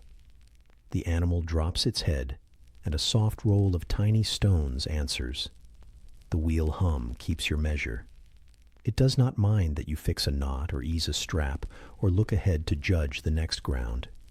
It just lays its line beneath yours. The ruts grow deeper for a while, and the sides harden like baked clay. In one place, the iron ring of an old wheel lies half buried, rust the color of dried blood along its edge. You kick sand over it so it will not cut a hoof. The grains move like a low stream and settle where you send them. The horse turns an ear at the soft scrape and then returns to the quiet task of going forward. The wheel hum is your company. You do not ask anything from it. It asks nothing from you. On a higher stretch, wind rises. It carries a thin smoke from someone's cold lamp relit behind the hedge. The scent is old oil and black wick. It mixes with the smell of grass and with the taste of ash that lives at the back of your tongue and never fully leaves. Your mouth asks for a swallow from the skin, but you wait. There will be a shade and a stone soon enough. You ride the sound instead, wheel on road, circle on circle, humming low like a jar rim when a wet finger moves along it. Steady, simple, good. A small mound by the track shows a fresh break where roots have heaved soil. The animal feels it first and trims its line. You guide the rope to help. The bundle at your belt bumps your thigh and then finds its place again, held by the honest knot you set earlier. You think of the bread inside, flour, water, heat, nothing more. In your mind, you taste the plain slice later with the last of the water, and the thought eases the grit between tooth and gum. The wheel hum is there too, tucked inside that picture, as if it could be eaten with the bread. A neighbor's field ends in a low fence of wood. One slat has fallen and lies across grass, gray and soft from weather. You lift it to the fence and lean it in a way that will keep it off the ground. Splinters catch your skin and then let go. The animal waits without strain, and the track holds your place while you do this small repair. When you take the rope again, you feel the print it left in your palm, pale where it pressed, red where it did not.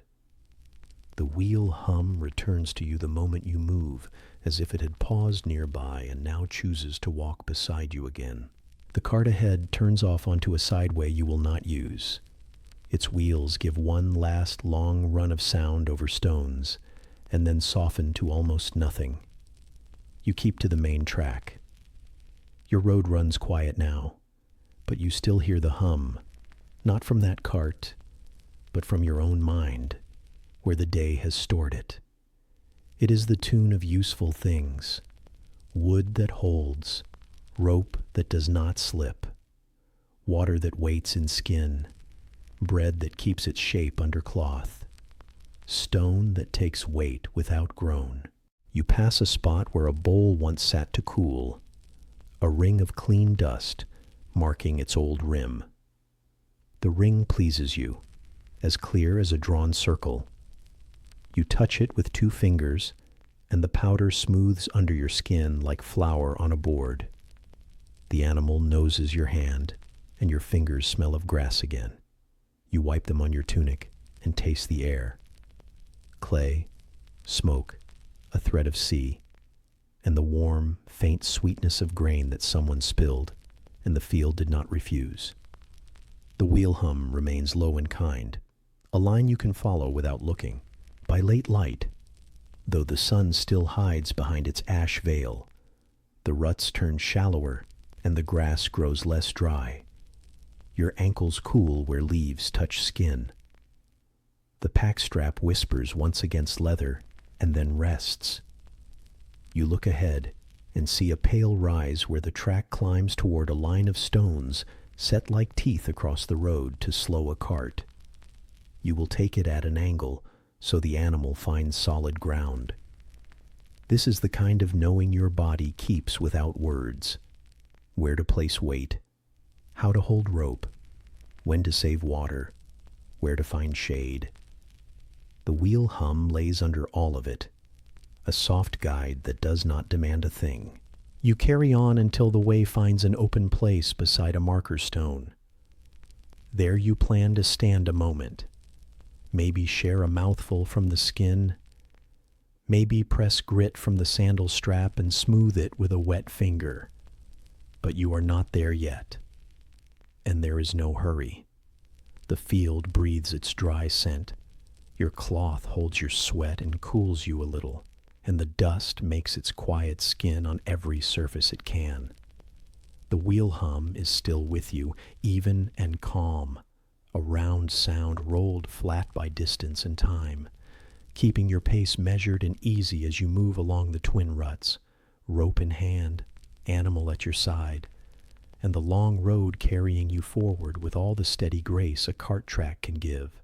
The wheel hum fades behind the hedges, and the track lifts into a grove where trunks twist and hold the air in a soft shade.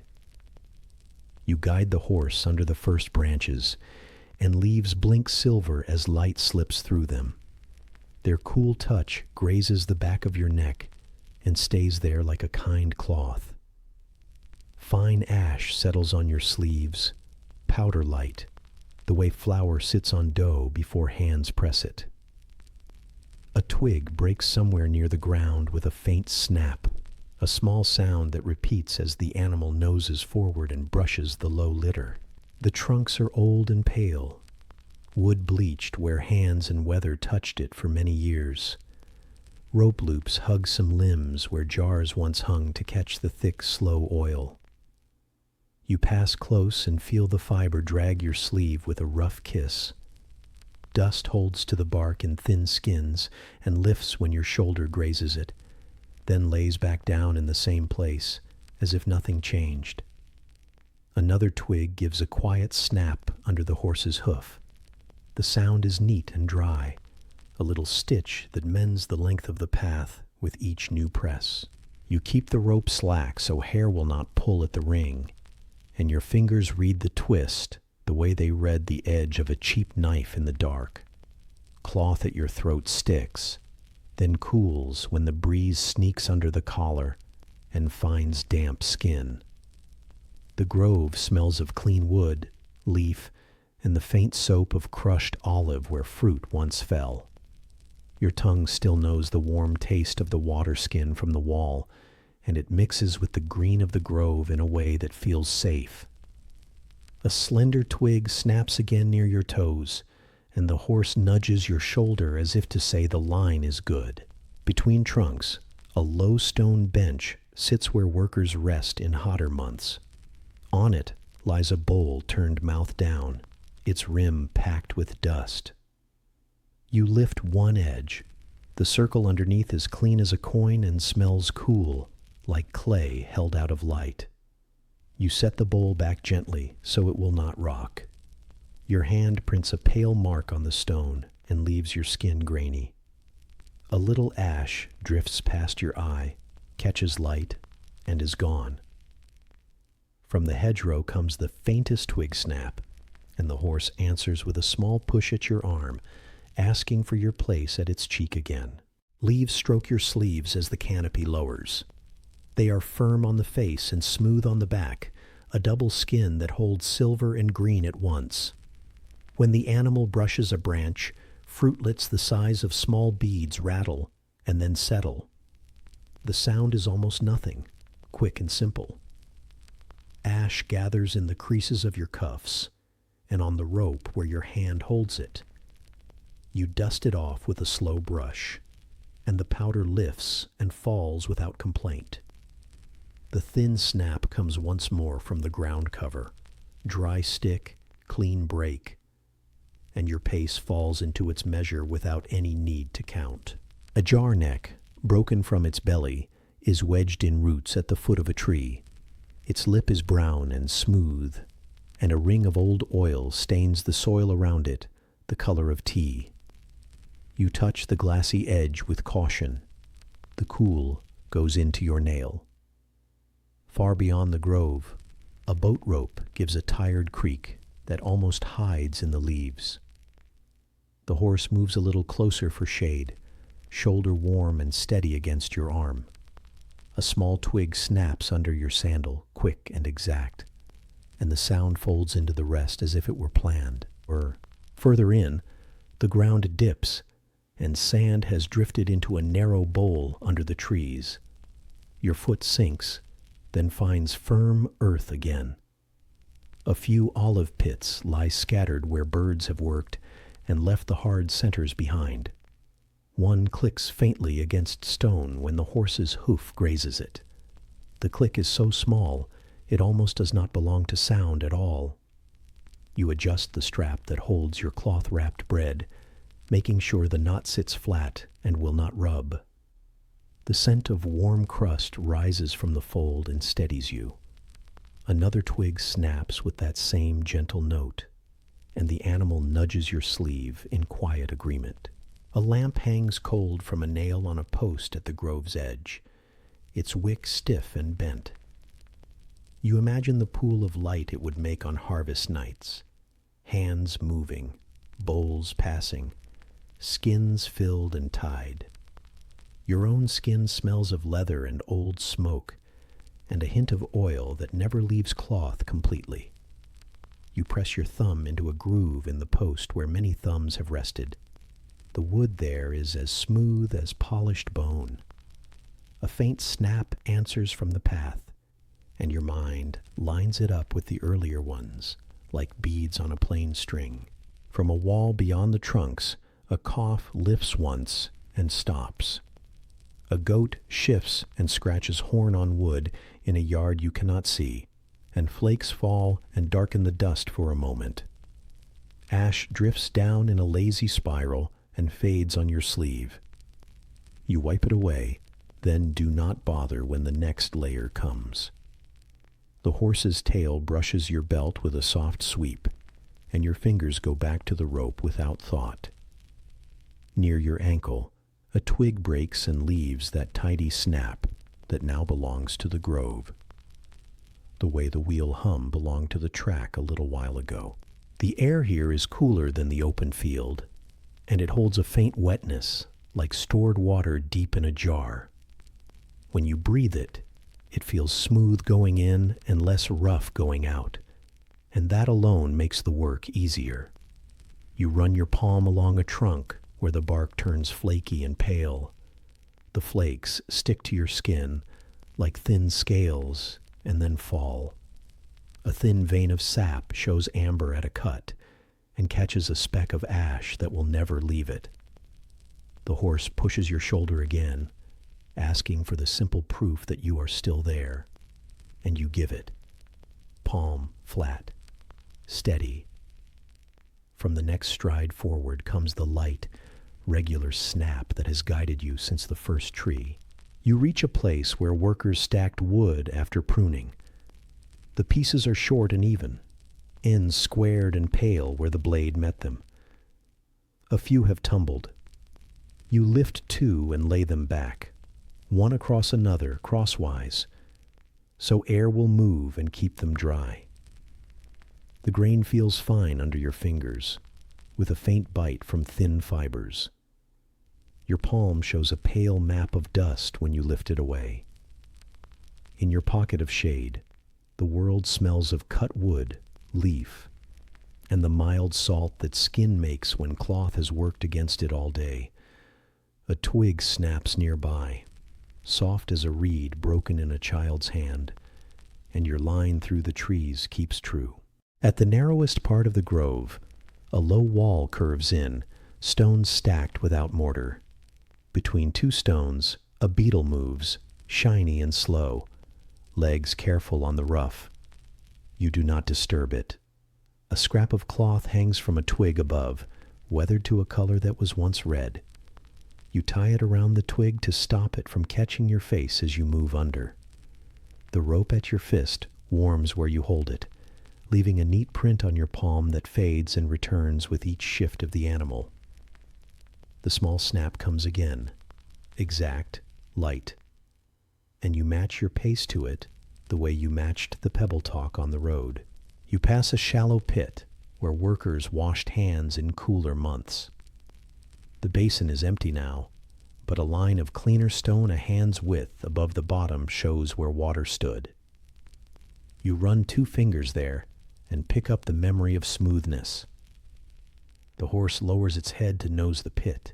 You ease it on so it will not worry a hoof into a loose edge. Your tongue tastes ash and a trace of old oil carried in the air. both faint, both familiar. Another twig breaks, and the sound settles into the quiet like a stitch that holds a seam you barely see. The path bends, and you can see the field beyond through a thin net of leaves. Light blinks silver green as wind turns the narrow blades, and the flash cools your eyes. Your scarf rides up. You pull it down and smooth the fold where it has rubbed your neck raw. The knot sits better now. The bread bundle bumps your hip once, then settles. Somewhere near the far wall, a child mutters a line of words to themselves and falls silent again. From the dirt near your sandal, a twig splits with that same soft snap, and the horse nudges your shoulder once more, a habit now as much as a check. By a fallen branch, you find a coil of spare rope, stiff with old oil. You shake the dust from it and hang it over a peg hammered into a trunk so the ground will not keep it damp. The coil leaves a clean circle on the bark where it lay. Your thumb follows the mark once and then forgets it. A bird turns a leaf, looking for a beetle, and leaves a small rustle that the grove swallows whole. You take a sip from the skin and let the warm water sit in your mouth until salt gives way to plain. From under the horse's next press comes the same quiet snap, and your mind carries it forward like a line drawn with charcoal. The trunks space out, and the light on the ground grows wider.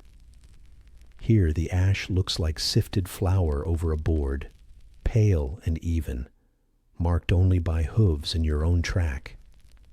You brush your sleeve and watch the powder rise and fall in a slow curtain. The smell of the grove fades a little, and the smell of dry grass returns, but not all at once. Your hand moves to the animal's cheek and rests there while it chooses the cleanest ground ahead. A last twig gives a gentle snap as you pass the final row, and the sound follows you a few paces, regular and kind, before it is replaced by the open field's larger quiet. At the edge, you look back once. Silver leaves still blink in small waves where wind finds them. Rope loops hold like patient hands. The bowl sits on its stone, upside down, keeping the circle clean beneath it. The broken jar neck keeps its amber drop, now gray with ash, still shining a little. The place remembers work and water and the slow weight of seasons, and it gives you part of that steadiness to carry away. The horse nudges your shoulder in the same small way, body warm and solid. And for a moment, the twig snap seems to sound again from under the shade, even though you are already past it. You guide the animal back to the field's pale line. Cloth dries at your throat. The knot sits flat. The rope warms your palm. The bundle rests under the strap where it should. Dust lays on your sleeves in a soft coat that you no longer try to clear. The air is larger out here, but the grove's hush stays near the ear for a while yet. When the next dry stick breaks under the hoof, the note is so gentle it might be memory.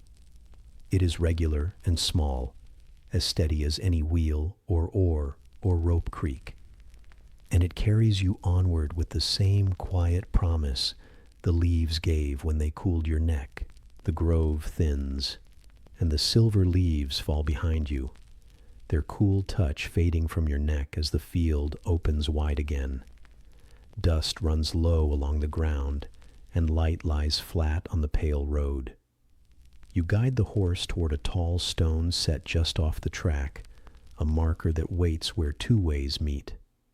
Its face holds old scratches and a few shallow cuts, but the edges are worn smooth by weather and many hands. You reach and place your palm against it. The stone is warm. It keeps the sun the way a clay jar keeps water, steady and patient. Time grows in the cracks around the base, small and close to the ground. When you shift your weight, leaves crush under your sandal and let out a clean, sharp scent that rises fast and sits in your nose. Ash still floats, but here the smell of green pushes through the smoke in a narrow line, simple and kind. You lean against the marker to rest your shoulder. Grit presses through cloth and wakes a few quiet aches along your side. The horse lowers its head to a strip of grass and pulls at it without hurry. Leather lifts and drops with a slow sigh, then settles. Your rope runs from your fist to the ring and back to the pack, a plain path that makes sense at a glance.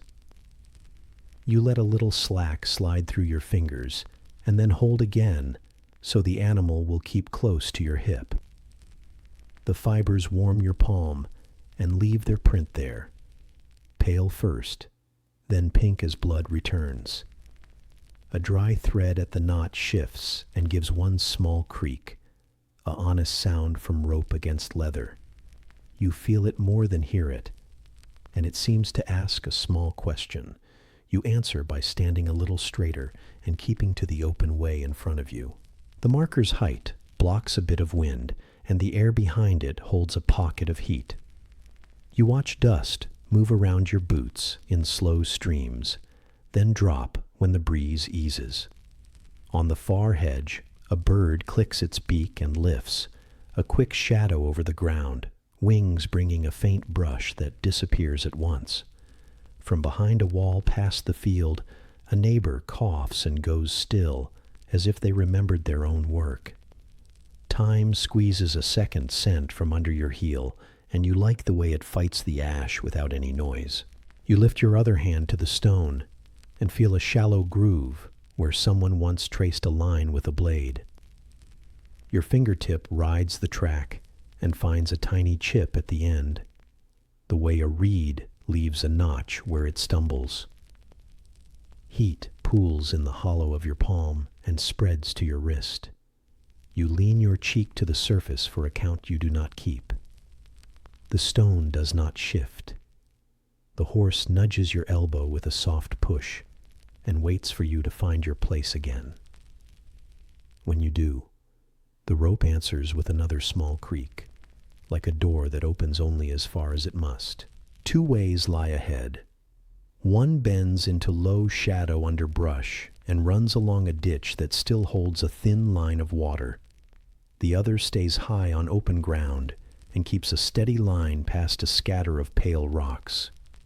You watch both and take no pride in how long you stand.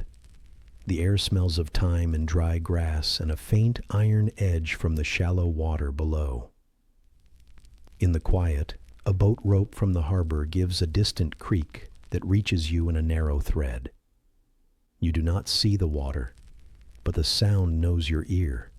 The rope in your hand gives its own small answer against leather. You keep to the high, open way. You shift the strap at your shoulder so it will not rub the same sore place. Cloth folds in a softer shape. Your skin cools beneath it a little. You lift the bundle at your belt, press the bread once through the cloth, and set it back. The smell that escapes is flour and heat and yesterday's smoke, a comfort that needs no thought. You brush ash from your sleeve. It falls like sifted flour over a board and gathers along the seam. Time breaks again under your foot as you move past the marker, and the scent lifts in a clean ribbon that points you forward.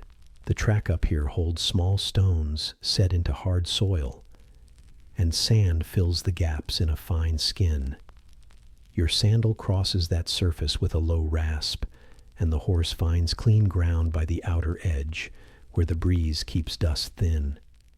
The rope rides easy, weight shared between your hand and the ring and the pack. When the animal shifts a little closer, leather rubs and the knot whispers, then gives a tiny creak that feels like a nod. You hold the line you chose and keep your moving simple. Carry the rope, watch the ground, save the water, wait for shade. A child hums a bit of a tune from a house deep in the field, and then stops, as if work called them back. The sound is small and warm, and it rests in the same part of your mind where the rope's voice lives now. You pass a pile of stones stacked for a wall that never found its last course. A rat slips through a gap near the bottom and draws a neat path in the powder around it. The mark holds for a moment and then gives way when a lift of wind lays ash across it. Time grows near the base, and your heel bruises a sprig. The scent rises bright again. You glance back once, not to count distance, but to keep the marker in your head. In memory, it still gives heat to your hands. In truth, it now stands smaller than a man, soft at the edges, more gray than white. You face forward and see a low stretch where the road flattens near a group of posts that hold a line against winter flood. Each post rises from a ring of bare earth where grass will not grow, and each ring shows tracks from many hooves circling to find the firm middle. The horse picks the same circle without thinking. Your rope hums once against leather and makes its small decision sound. You approve and say nothing. Time thins as the ground grows stony. The scent leaves in small scraps and then is gone. In its place, the air carries old smoke and the clean dry of sun on wood. A split branch lies across the way, the bark silver gray where weather stripped it. You lift one end, carry it to the side, and lean it against a rock, so wheels will not catch it later. The grain is dry and fine, and a pale dust rises when it touches stone. Your hand comes away roughened, as if the branch shared a piece of its skin with you. The horse steps around the place you cleared and turns its ear toward you, then forward again. The rope gives a faint creak for thanks.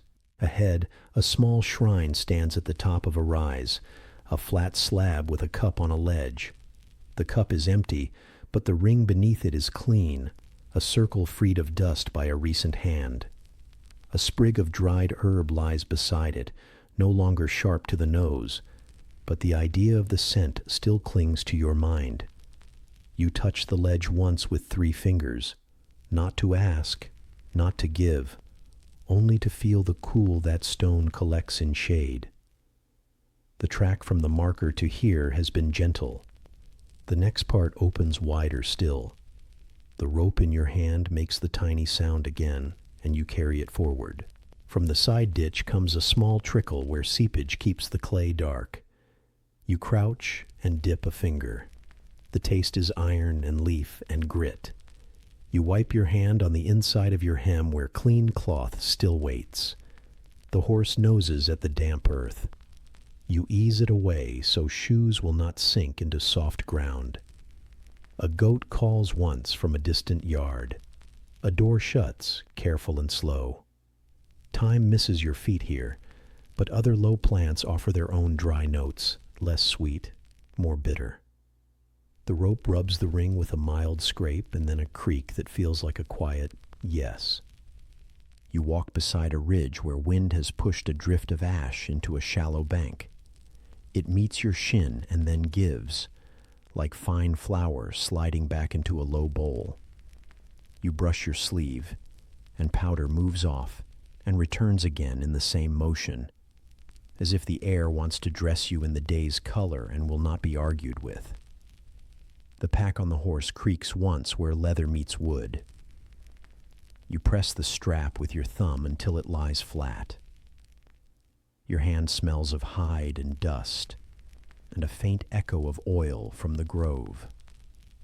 The rope speaks its thin note in the next moment, guiding more than asking, and you keep the long line of the ridge to your right. Far beyond, near the road that runs toward the harbor, a rope on a post answers the tide with a low turn and a soft grind. The sound is faint but clear. It arrives like a breath of iron and wet wood, and leaves as if it were never there. You keep your pace plain. You do not chase noises. You choose one way, and hold it until the ground or your own body tells you to change. The rope in your fist has settled into you now. Its small creak repeats only when your choice needs a measure. It does not scold. It does not push. It simply says, "Here is the line." At a flat stone set, like a seat beside the track, you pause long enough to press grit from the strap of your sandal.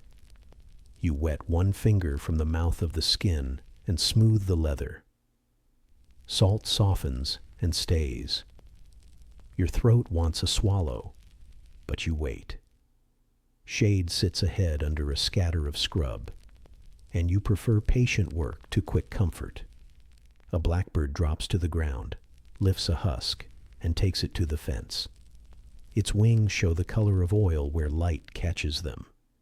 Your animal watches with one eye and returns to the ground in front of its nose. The rope says nothing this time.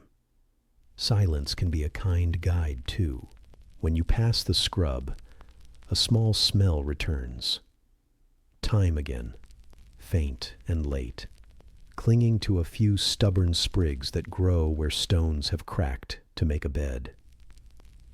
You smile without meaning to and grind one leaf under your heel to carry the scent a little farther. The horse shifts its weight and brushes your hip with the edge of the pack. Wood answers with a dry whisper. You check the knot that holds the bread and tuck it deeper so sun will not find it. Your hands move because they know how. They tie, brush, fold, settle. The rope gives a final light creak at the top of the rise, and you take that as enough. The marker you touched is far now, small and pale, part of the road's memory rather than your eyes. The open way you chose lies quiet in front of you, a low path over hard earth with a clean horizon where ash thins and sky holds. Your chest loosens in a way that does not need a name. Cloth cools along your back where wind finds it. Dust lays its soft coat on your sleeves and legs and does not trouble you. From your hand to the ring, from the ring to the pack, from the pack to the animal, the rope keeps its modest work. When it speaks with one small creak, the same honest note that met your palm at the stone. It is a sound that does not rush you and does not bind you, a quiet measure that lets you keep to the open way with calm steps, and the kind scent of crushed thyme still rising in the warm air. The thyme you crushed still clings to your fingers as the ground lowers, and the wide path bends toward a darker band of green. Dust loosens and thins. The field grows quiet in a different way, and you can feel damp rise from a low place ahead. Dry stalks begin to rasp against your legs, a soft scrape through cloth that tells you where the rows end. The horse follows your line without question. Ash in the air tastes weaker here, as if the day were rinsed once with clean water and set back in place. Somewhere beyond the hedge, something meets wood with a gentle bump. It comes and goes on the wind, round and mild. You keep your hand on the rope and skim a palm along the field edge to make room for the pack. Stalks bend and spring, their dry husks leaving a rough grain against your skin. The smell shifts from warm dust and smoke to wet clay and leaf. The first cool breath of it reaches your tongue and eases the salt there. The horse lifts its head as if it can read damp the way it reads grain. From the far side, water bumps softly on wood again, the same small note, never sharp, never late. Grass gives way to a worn lane that runs beside a ditch. The ditch holds a shallow trickle, brown where soil mixes, silver where stones lie smooth. You crouch and touch the surface with 2 fingers. Cold climbs into your hand and up your wrist. The taste on your skin is iron and leaf. You wipe your hand on the inside of your hem where the cloth is still clean. The rope against your other palm warms and then cools as a breeze finds it. Out past the hedges, That soft water-on-wood sound moves once more through the gray light, patient as a worker who knows the job and keeps it. A post stands near the lane with a clay cup turned upside down on a nail. You lift the cup and find a round patch of clean under it, cool as shade. You set it back and watch a line of ants use the post as a road, their bodies bright with fine ash. The horse noses along the ditch edge for a mouthful of wetter grass and finds it. Leather rubs against wood with a low scrape, then goes quiet.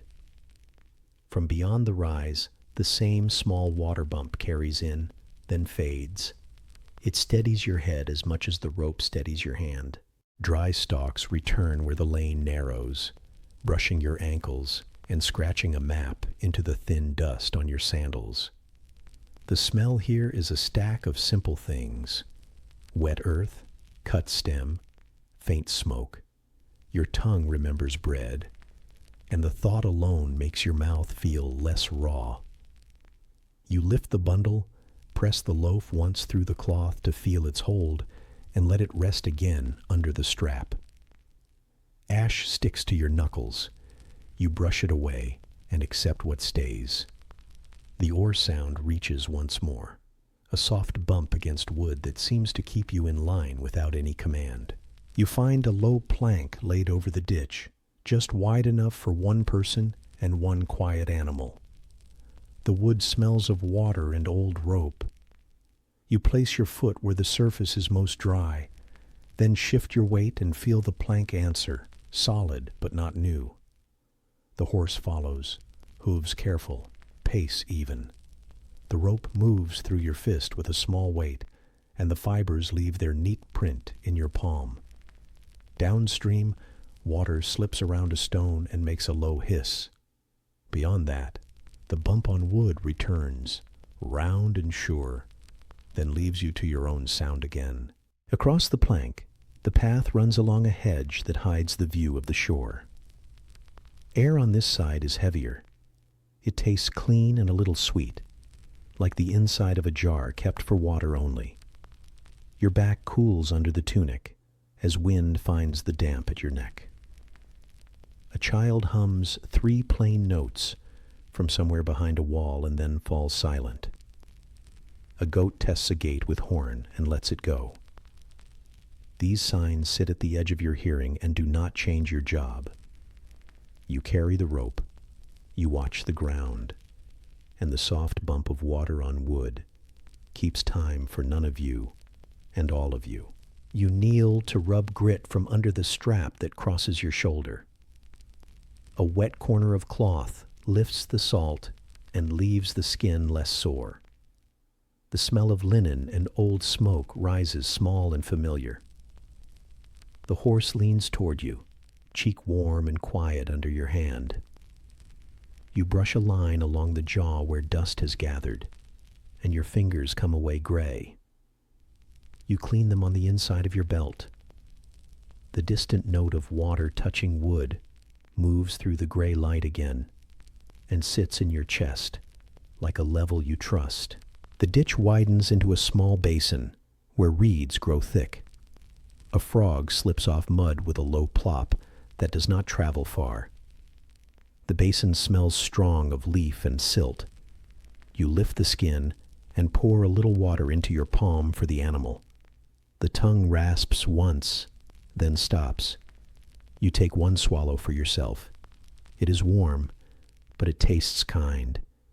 You tie the mouth, hang the skin from the pack, and test the knot. Leather answers with a soft give, then stillness. Down the hedge, the air carries that steady bump again, oar or rope or both. Wood met by water with a gentle hand. You pass a broken stake sunk sideways in the lane. You pull it upright and drive it deeper with your heel so carts will not catch it later. Wood gives a dull sound in soil and then holds. Your foot finds time again in a thin strip and presses it into fragrance, sharp and clean under the damp smell of the ditch. The horse flicks an ear and noses forward where the path widens. The rope slides a finger's width through your fist and then rests. Over the hedge, water finds wood one more time. A small knock that does not hurry you and does not stop you. The hedge lowers at a gap, and the gray band of water shows itself at last beyond a line of posts. The color is flat and close to the sky, but the smell is wide. Wet wood, tar, rope, and a thread of fish that is not harsh today. You do not go down, you keep to the field edge. The wind from the water meets you full in the face and cools the salt on your lips. The animal turns its nose toward that wind and then returns to your path. Out on the wide gray, something touches a hull again with that same small bump, and the quiet of it fills the space between your steps without asking for more. A pile of cut branches lies near the posts, wood pale where blades met it. You lift two pieces and set them crosswise so air will move and dry what is under. The grain is fine and holds a faint scent of sap even now.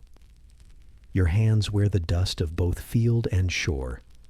When you wipe them on your tunic, the cloth takes the mark easily.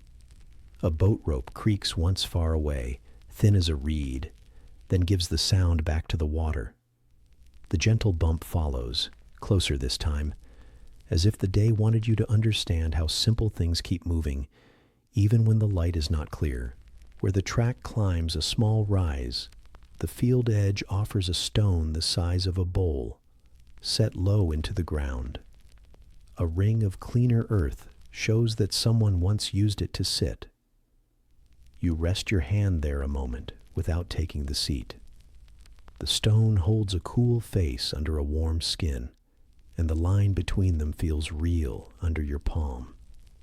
Dry stalks brush your shins again as the lane narrows. The horse's tail sweeps your belt with one slow pass, and the rope lies easy across your fingers.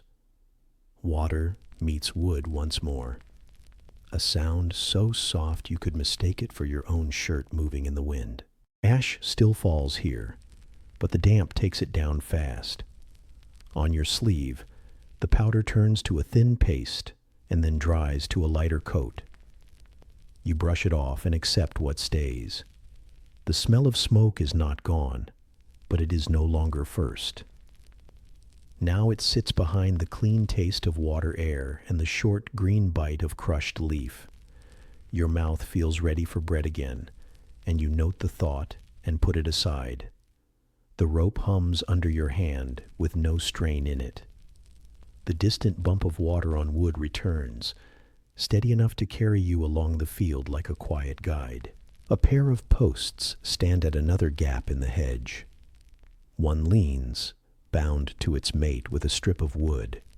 You press the strip tighter and twist it once so the tie will hold a few days more.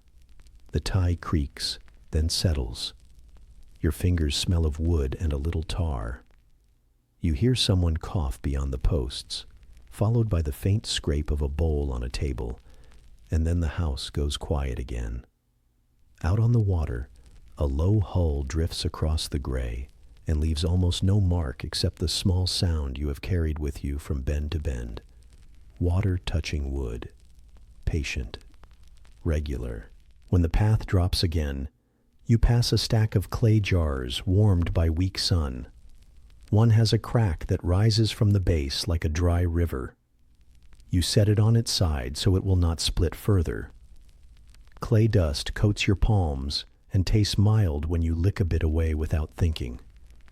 The horse breathes against your sleeve and waits. You stroke the neck where hair is shortest and feel the smooth line of jaw and the good weight under it. The rope lies steady. Beyond the hedge, that soft bump on wood floats in once more, as if the day were a bowl and the sound were a spoon circling inside it, always in the same place. The lane bends back toward open ground. Dry stalks thicken and rasp more firmly on your legs. The smell of water stays with you even as the view closes. You lift the rope a little to set a cleaner line and feel the twist press into your palm in the pattern your hand knows now. The pack makes a small sound, leather on wood, then rests. The gray light holds. The field and the shore work together here, one rough, one smooth, and the joining makes sense. Water finds wood again somewhere behind the hedge, a gentle bump that does not ask to be counted. It is enough that it is there. You keep on where the field edge gives the best ground, rope in hand, animal at your side, dust at your ankles, and clean air on your tongue. Ash falls and fades. Cloth lifts and settles, the oar or the hull or the post. Something out there keeps touching something else with a soft, even hand. The sound drifts through the gray, floats over hedges and across ditches and along your sleeve. It rides the day without weight. You let it live near your ear and guide your calm steps until the rasp of stalks is all that stays with you. And even that grows quiet under the small, steady bump of water on wood. The field edge holds its damp smell as the light lowers and turns the world a deep blue-gray. You guide the horse toward a flat patch beside a low wall where the ground is firm and dry. Grass rasps your legs one last time, then gives way to bare earth. You slip the rope through a loop of wood and leave slack so the animal can lower its head. The pack comes off with a small sigh of leather. Dust lifts around it and settles again. Crickets stir in the hedges and begin a soft choir that seems to come from every small place at once. You loosen the cinch and fold it over the saddle. The buckle has taken a skin of ash. You brush it clear with the edge of your sleeve. The horse rolls an eye toward you, then eases its weight from one side to the other. You lift the blanket, shake the dust, and lay it across the wall so the smooth side faces up. The cloth smells of warm hair and a little smoke that never leaves wool. You lay your palm along the animal's neck. Hair first feels dry and gritty under your touch, then warmer, then sleek where sweat has dried. From the bundle you draw the brush. Wood back, coarse bristles packed tight. The handle fits your hand the way a bowl fits its place on a shelf, made true by use. You set the brush to the shoulder and pull slow. The bristles make a low stroke, a hush that lives right at the surface of sound. Dust rises in a pale sheet and drifts away on the evening air. Again, slow even, down the line of ribs. The same soft stroke, the same hush. Crickets keep their soft music in the hedge, and the day eases itself toward night without hurry. You work from neck to wither, then along the back where the strap left a shallow path in the hair. The wood in your fist warms. The bristles bite and let go, bite and let go, each time less dust, each time more shine. The horse stretches its lip and settles its head a little lower. You feel its skin shift under the coat like water under a cloth. A far boat rope answers the tide with a tired creak that the grove would have swallowed, but out here the sound reaches you in a thin line. The brush goes on. Slow stroke, low hush, and the animal's flank grows smooth under your hand. You wet a corner of cloth from the skin and wipe the face and the place under the jaw where sweat dries to a thin crust. Salt comes onto the cloth and leaves the hair clean. The smell is animal and water and a faint thread of oil from last harvest that will not leave your hands. You rinse the cloth with a palmful from the bowl and hang it over the wall. The brush returns to work. Long pull down the haunch. Long pull over the curve. The bristles speak in the same easy line, and the crickets fold their chirr around that line so gently you barely notice where one sound ends and the other begins. A neighbor coughs once from a house across the field. A door moves with a low wood-on-stone scrape. Then silence. Behind your wall, something small works in the dry base. A rat or a lizard making a path you will not see. None of it asks for your eyes. Your work is here. Hold the brush. Make the stroke. Watch the coat change from powder to shine. You pause to check the hoof, not to pry, only to clear a pebble with your fingernail. The animal lifts, gives you the weight, and the sole is clean. You set it down, slow, and return to the bristles in their steady hush. The world turns deeper blue. Ash softens the edge of sky and earth, but the air near the water brings a cooler taste. You sip from the skin, warm but kind, and share a mouthful with your companion from the bowl. The tongue rasps once, leaves a ring of clean around clay, and all is still again. You rub the brush across your own palm to clear hair trapped there. It pricks like straw and smells of dust and salt. Then you set the bristles to the mane where it lies flat. Long pull, long pull. The music of insects swells a little, then thins, then swells again. You check the rope at the loop. Its fibers have taken light and carry a faint glow in the dusk. Where it passes through wood, it gives a small creak like a chair under a careful body. You ease the angle so it will not wear. The horse leans its neck to meet your hand. You use the curry of your fingers now, small circles under the coat to free soil held deep. Then the brush follows, long and steady, to carry the loosened dust away. Each stroke lays hair in one direction, and the skin warms beneath, and the shape of the animal feels more whole to your palm. Across the lane, a goat tests its pen and gives up. A child mutters a line of something behind a shutter, and then finds quiet. A lamp lights in one house with a thin hiss at the wick before it settles. The smell of oil reaches you faintly and mixes with the damp smell of shore. You set the brush aside to shake out the last hair, then return for the legs. From knee to fetlock, slow and kind, where skin is thin and the bone sits plain. The bristles whisper over the tendons. The animal cocks a hind leg and rests the toe without worry, and you match the hush with your own even work. You lay your cheek for a moment against the warm shoulder. It is the heat you know best in the world.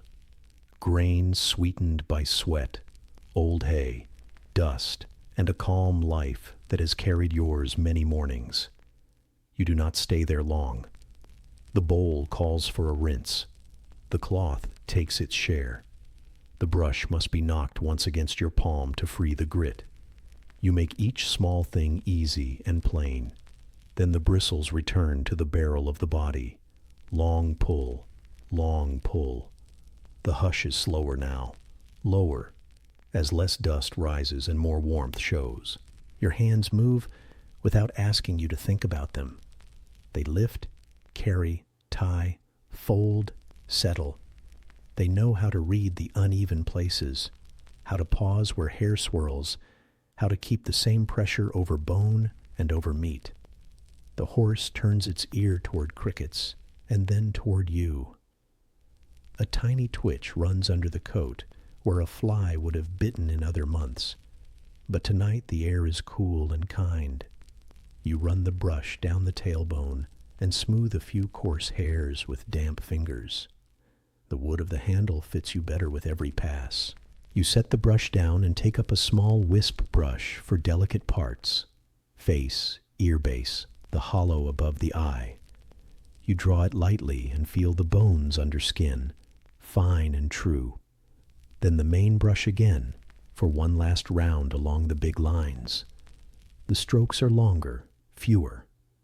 The coat answers with a mild shine that catches what little light the sky still gives. Crickets climb toward fullness. From down the path, a boat rope gives one late creak and then leaves the night to land sounds. The hush of bristles has become your true measure, even as the choir takes the edges of the field. You check the girth mark, run a flat hand along it to feel for heat or trouble. It is clean. You rub a smear of oil from your belt on the dry places and watch it vanish into hair. The smell is simple and good. You set the blanket back for a moment so the warmth does not leave too quickly, and you fold the saddle wrap and lay it square on the wall. Your fingers are lined with gray and white where ash and salt have dried. You wash them with a trickle from the skin into the bowl and turn them in the water until the film lets go. When you return the brush to the bundle, you pause and lift it once more. One last stroke along the neck, slow and steady. The bristles sound like a soft broom over fine sand.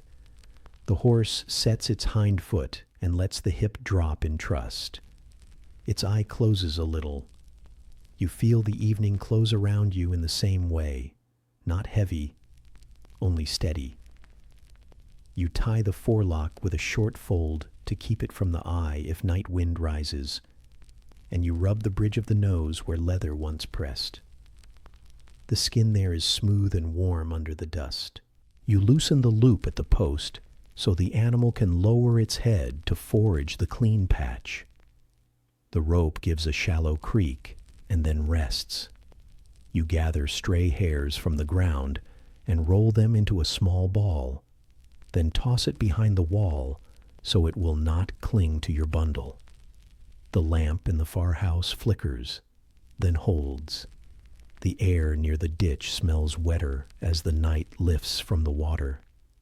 You take a small piece of bread from the cloth, chew until it softens, taste smoke and flour and your own salt, and swallow with a careful sip from the skin. You settle yourself on the low wall, not to leave the work, only to look and listen while the coat dries under the thin night wind.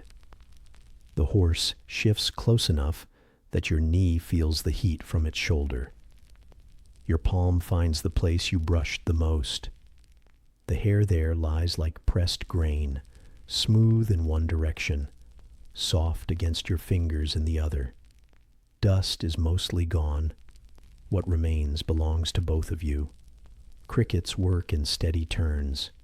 A ripple moves through the hedge and then stops.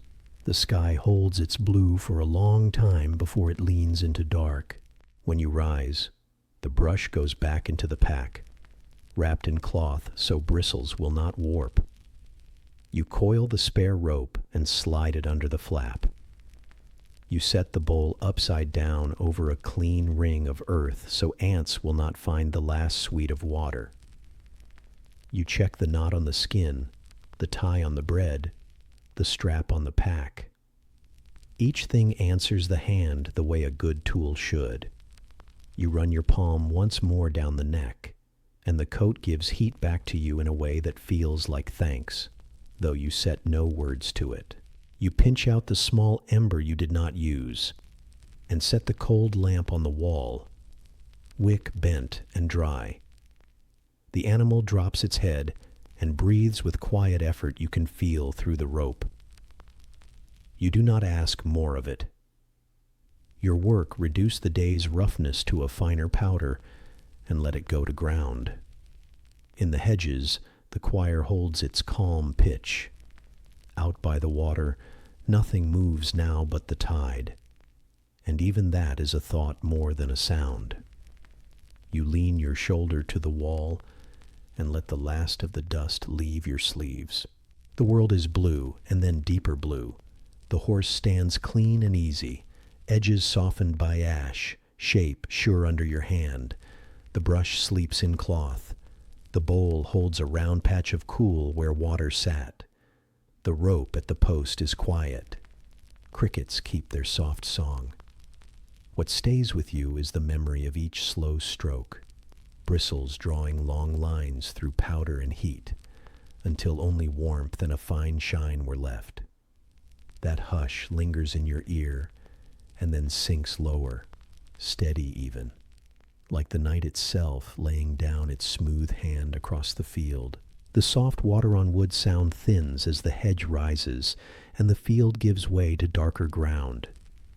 You keep the rope light in your hand and guide the horse along a low wall toward a square of shadow where stone meets stone.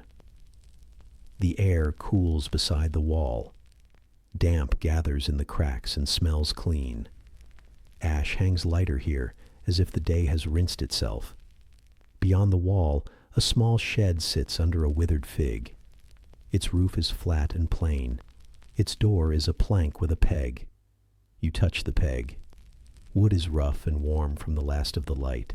Inside, air is cooler still.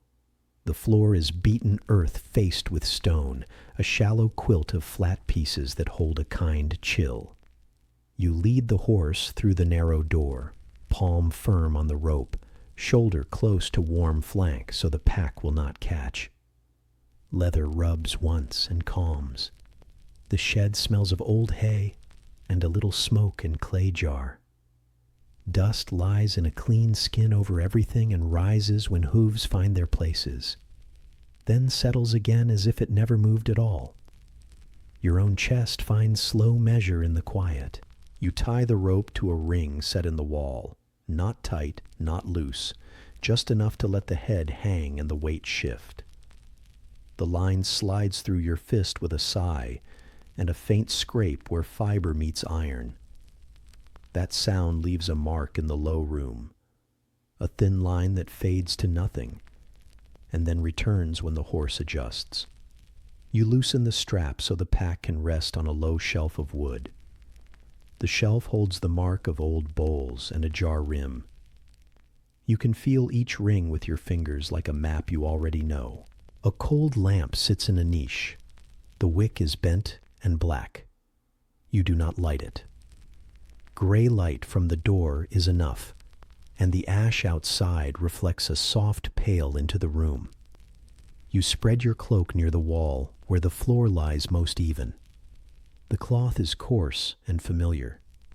It smells of your sweat and a little oil, and the faint ghost of bread where crumbs once hid in the fold. You lay your shoulder to it and try the stone under.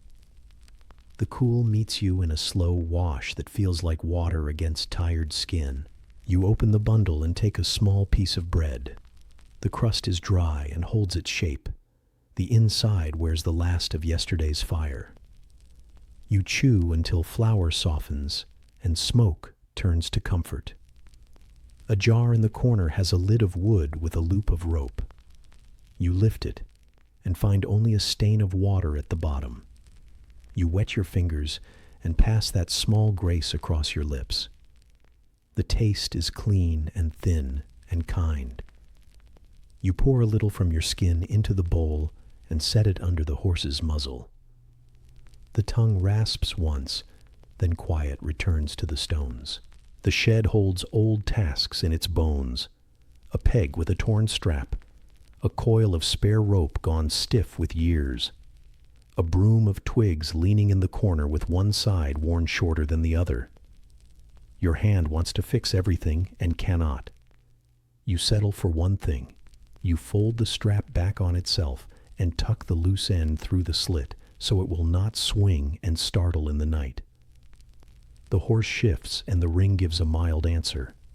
Your face lifts to listen and then rests again as your chest finds its own slow in and out, a gentle lull that fits the space.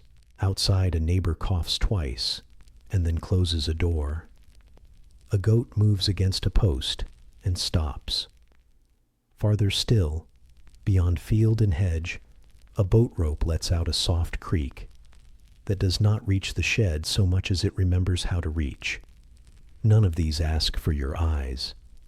They live on the edges where they belong.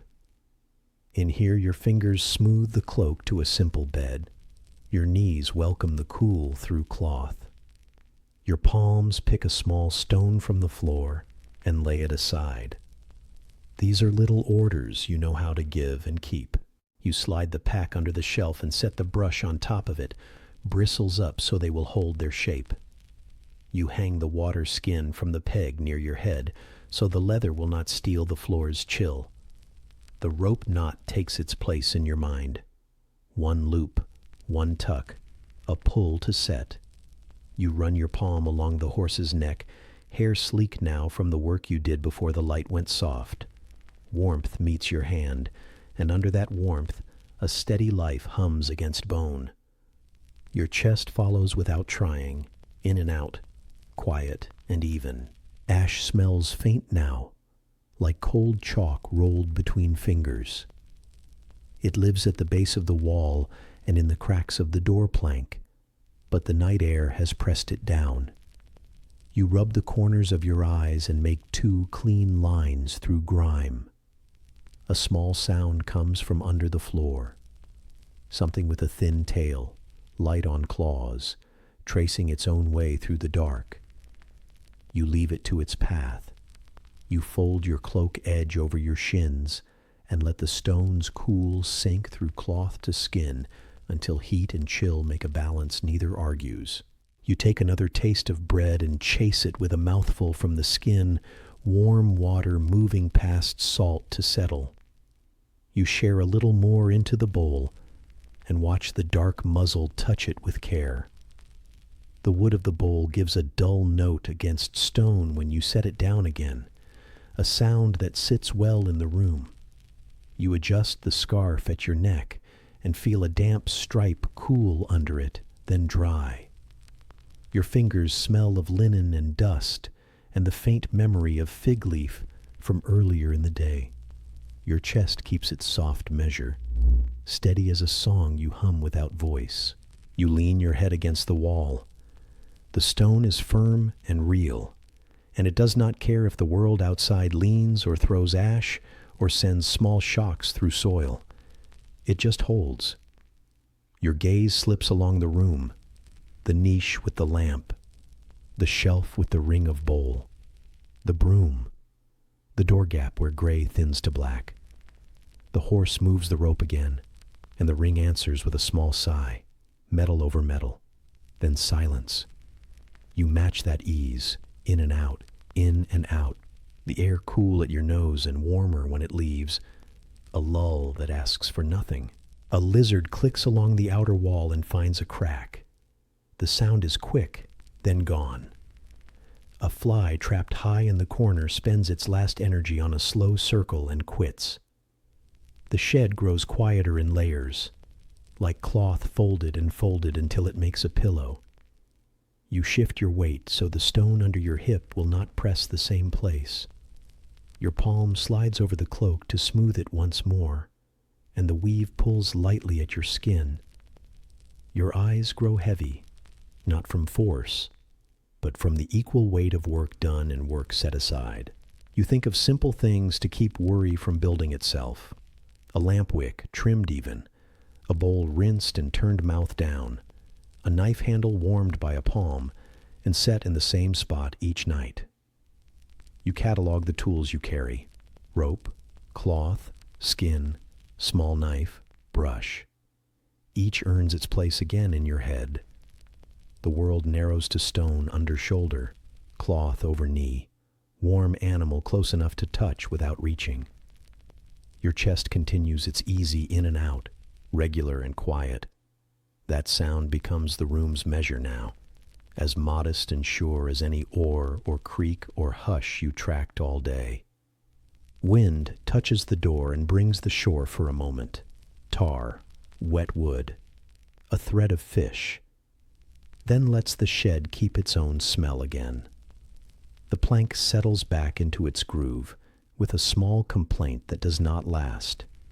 Ash moves like a faint veil at the floor, and when you brush your hand through it, it lifts and drops without a sound. You draw the cloak closer at the shoulder. Fabric warms fast against the skin there. The horse answers with a deep, slow release you feel more than hear, and you slide your palm along the rope to tell it that night, work is only to rest and wait. You close your eyes and find the last light of the day printed there, a pale strip where the door stood. It fades. Your mind wanders to a clean ring left by a cup on a ledge, to a loop of rope left hanging straight, to a loaf wrapped tight so corners will not harden. The pictures do their steady job. Your chest stays even, air moving in a plain way, not counted, not forced. The room accepts that gentle sound and holds it. Outside, crickets work low and patient. Far off, the harbor gives one late rope cry and goes still. If there is humor in the night, it is only this. The rat under the floor pauses when you do, as if it honors quiet in its own small way. It resumes with a dry rustle, then settles.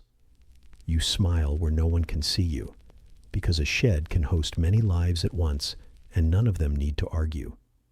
Your hand finds the horse's cheek again, skin soft, hair warm. The animal dozes, jaw loose, weight settled over 4 corners of stone. Safe in this square with you. Sleep pulls at you as steady as the rope in your hand pulls when work is heavy. You do not fight it. You arrange what can be arranged. The skin within reach, the knife under the fold, the brush safe, the bowl turned, and leave the rest to morning. The cloak lifts at your knee and falls. You settle it. The stone floor gives its mild chill and keeps you honest in your warmth. Your chest rises and falls, quiet and regular. The sound folds into the room's slow music until you cannot tell it from the hush of cloth or the soft ring at the wall. Night owns the shed now. The lamp in the niche remains dark. The bowl's rim holds a thin shine from the door's last light. The peg keeps the skin from the ground. The rope in the iron ring rests. The horse stands easy, dust turned to a faint coat that the morning will take away. Your body lowers into the cloak's hold, and the cool of stone becomes a comfort, not a test. The air moves in small ways around you, clean, calm, and the gentle in and out in your chest answers, not as a count, not as a signal, but as a quiet lullaby the room knows well. It plays on and softens the edges of ash and work and worry until the night holds you both in full calm, and the shed keeps its promise of simple stone, simple dark, simple rest.